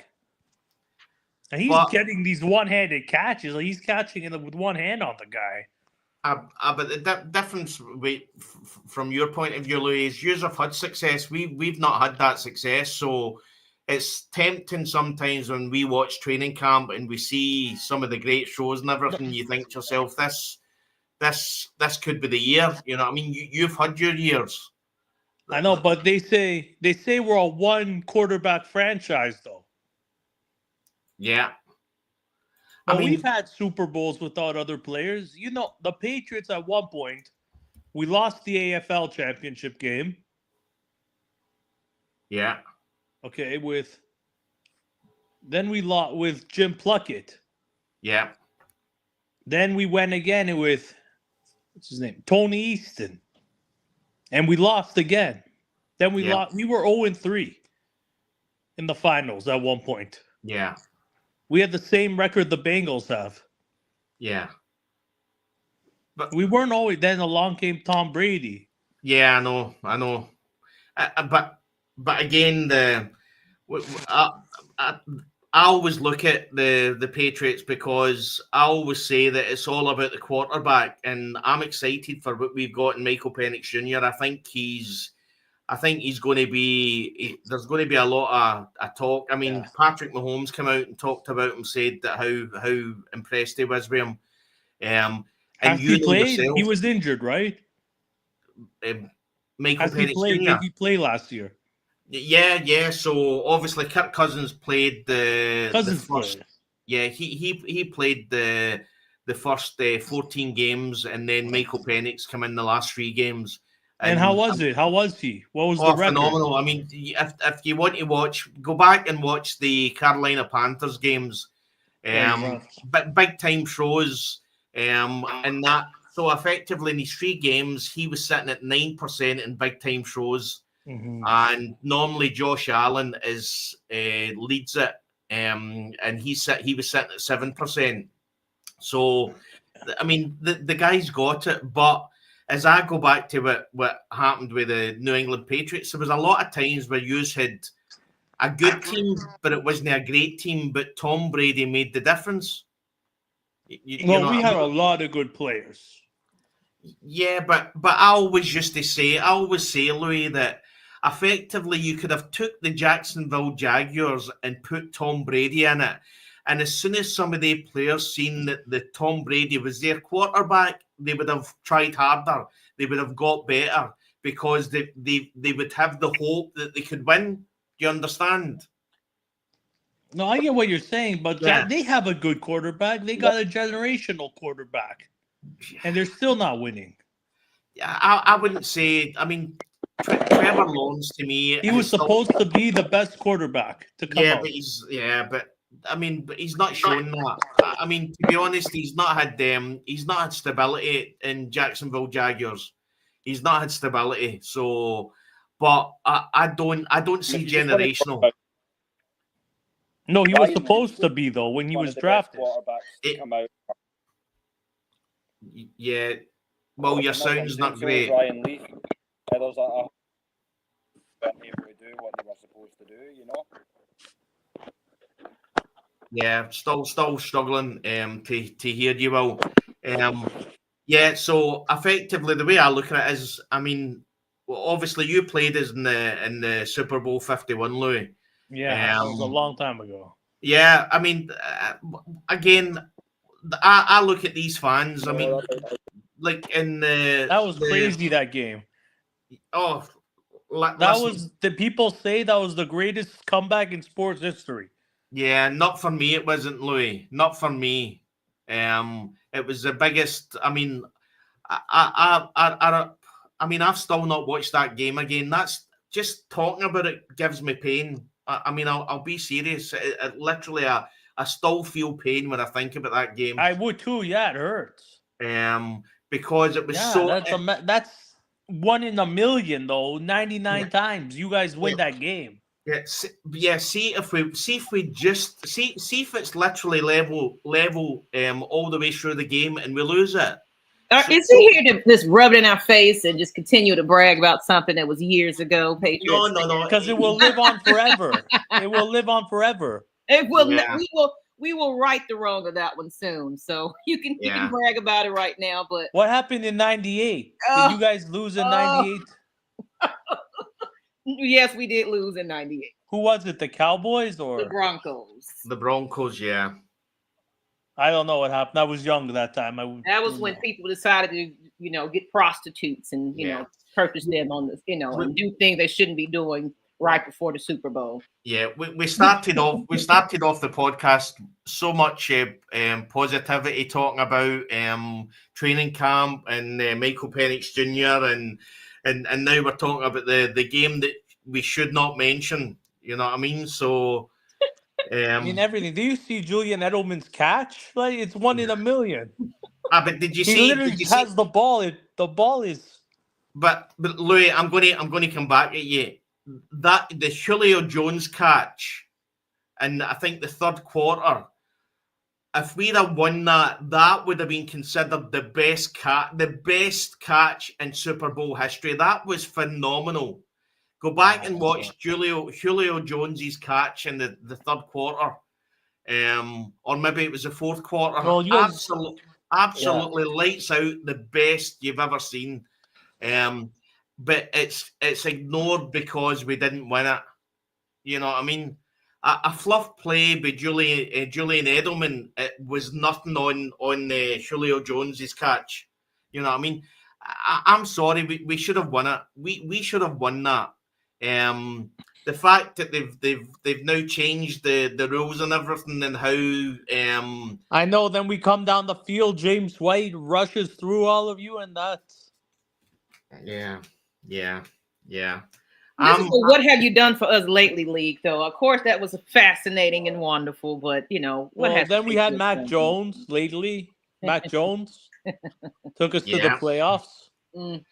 I mean, how do you feel about Drake May, Louis? You know what? He's the Pro Bowl, right? I told you he was the Pro Bowl, and his best player was Demario Douglas. Okay, that's who he was throwing the ball to. A wide receiver 3 was our wide receiver 1. And do you think Vrabel will hone the defense and everything and get everything sorted? Do you think they're going for Vrabel because of his past ties with your other coach? So was May, though. He had past ties, and he was also a good linebacker. So really, I don't know till I see it on the field. I don't watch all these highlights, spring training and stuff. It's hard to judge when people are in shorts playing flag football. Yeah, but as I said, when you've not won the big one, I mean, as I say, I love. Yeah, but you have the Panthers haven't. There's a lot of teams, Yeah, but I'm not. Listen, Louis, I don't care about the Panthers. I don't care about the Bill. I don't care about any of the other teams that haven't won it. All I'm interested in is my team, which is the Falcons. But look at the Jets. They haven't won a title since 1968. Yeah, and that's how long teams wait. Yeah, it's a crazy sport. Yeah, well, we're 60 years in, and to me, I honestly, the thought that's crazy though. How football works, 60. That's a long time. Yeah, but Louis, for the first 40 years, we were terrible. We weren't very good. So were we. We were terrible too. Yeah, and then you got a quarterback. Then we had Tom Brady. Yeah, and we're hoping, Louis, that's what we've got in Michael Penix Jr.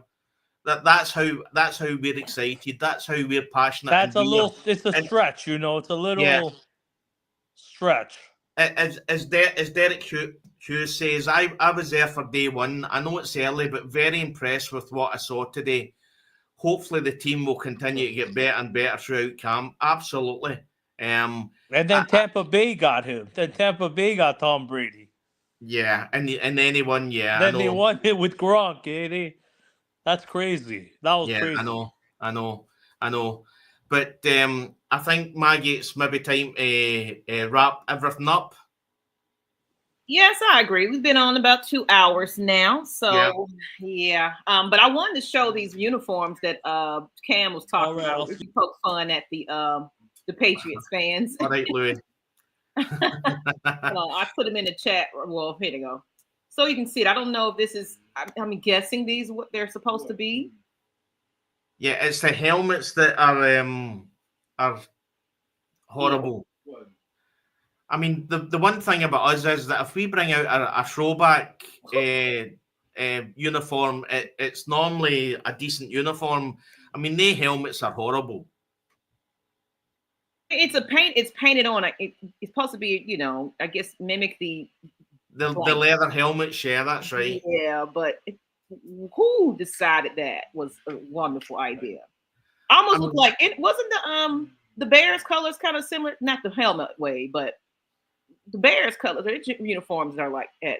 Yeah, I mean that's somebody that's been asked to design a uniform, and he's not get any. He's literally been sitting for a week looking at ideas, and then he's thought to himself, I'm just going to look back at history and see what they used to wear and see if I can mock something up similar. I mean, throwback uniforms are good if you actually pick one of the fan favourites uniforms. You know what I mean? But that's not, it's not nice, Maggie. Yeah. So I wouldn't be happy to be a Panthers fan putting that on. Yeah. As I say, great show. We spoke about the main thing, which was training camp today. Yes. Kyle Pitts seemingly was really, really impressive today.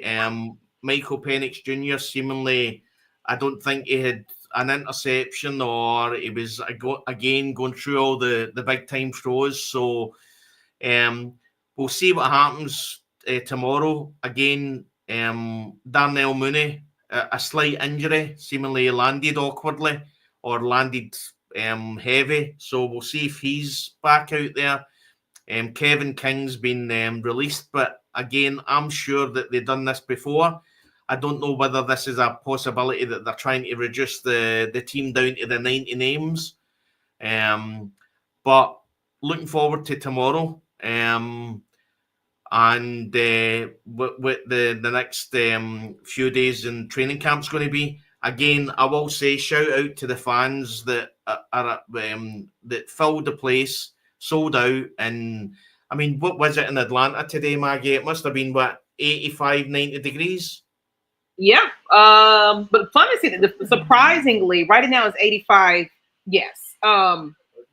Surprisingly, they said when we go in that time, it's hot, but it's not like excruciating, because technically it's 9 a.m. our time that some people's getting there at 6:30 a.m. to be in line. That's how dedicated our fans are. And I'm doing the same thing on Saturday. We was like, we need to leave out like early and get there well before 8 o'clock. So the sun is not as terrible at that time. So some people said it wasn't that bad. And then of course we know how to prepare for it. We wear our bucket hats or caps and have our water and things like that. So we have ways of and people have those fans now that they fan in their face and things like that. And again, talking about Saturday, do you want to do a wee shout out on the meet and greet on Saturday? Yes. So for those, because of course we might not have a show. I don't know. Coach Unchained will be doing something on Friday, but yes, we have the Red and Black event right after training camp, not necessarily directly after, but about doors open at 6 p.m. But I probably will get there around 8 p.m. as you can see at the top. This is going to be at O'Reilly's at in Covington Highway, so you really can't miss it. That's 3875 Covington Highway. Plenty of parking, free to get in until 10. And I think after 10 p.m. it's just like a $10 charge. $5 drink specials. They have wings. They have food. They have everything. And I didn't put up the new flyer, but we will have special guest Miss Keisha Bird Lady. She is, of course, the original Bird Lady, not the fraud. As well as we will also have drama. Everybody knows him locally, Mr. Left, Right, Left. He's also going to be performing some new tunes. So I can't wait to have you guys in the building. We are should have been there at 6 a.m. Well, now you prepare. Are you coming back out, Derek, to check out some more training camp? Because we'll be there Saturday, and I might possibly be there Sunday as well. But and again, I'll shout out to everybody that's putting out the tweets. Unfortunately, us international fans, we can't really be there. We can't jump in the car and go and drive to the training camp. I would love to be able to do it, but we can't do it. So when you get there, if you are watching, when you get there, tweet as many videos and impressions and effectively tell us what you think is happening. Who's impressed you, who's not there, who's had whatever's happening on the field, just let us know, because it's the only way we get to know it. So signing off, Maggie, where can everybody find you? Everybody can find me. You just type in Maggie T Productions. That's X, Instagram, Facebook. Of course, you can find me on YouTube here. And I wanted to say something else. Oh, so you will have some insight. We're going to take some microphones with us to training camp on Saturday, me and the Ladybirds.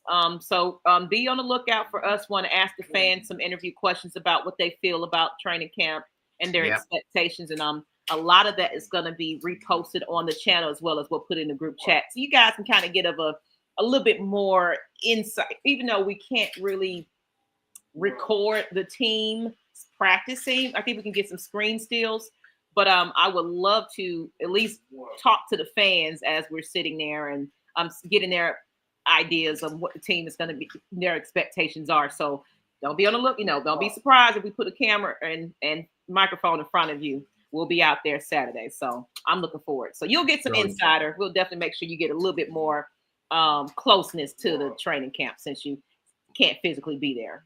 Brilliant, fantastic. And if you're wanting to find out where I am, I'm only on X. So if you just look for the Scottish Falcon, again, really positive feedback from a lot of you guys in Atlanta and quite a few of the guys down south as well. So find me on Scottish Falcon. We'll be back. Obviously, you've got the big show at 8 o'clock your time in Atlanta. So our time, it will be 8:30 on Saturday. We'll have a show. I've decided that I'm going to pull out my whiskey collection, Maggie. So obviously I've got quite a big whiskey collection. So I'm going to have a few bottles ready just to show some of the viewers some of the whiskey that I've collected. So I would say that I would hopefully nobody will judge me. So some of the prices are quite expensive, and but it is an investment. I'm investing. I buy them to actually sell on at a later date. So we'll be doing that on Saturday. So 8:30 our time, 3:30 in Atlanta. And that's a good time too, because that's everybody's wrapped up training camp by that time anyway. So this probably, because that's what, Thursday, Friday. Well, today's Thursday, Friday, and you got Saturday. So it's gonna be quite a bit of content to talk about. I just put in a chat some of the wrap up of it. So I'm excited. And yes, it is me. It is Maggie T. Yeah. Thank you for the shout out. Yeah. And Derek was at the practice today. So if you're at the practice on Saturday, Derek, Maggie will be there. So have a go and meet up and tell her what you think of the practice.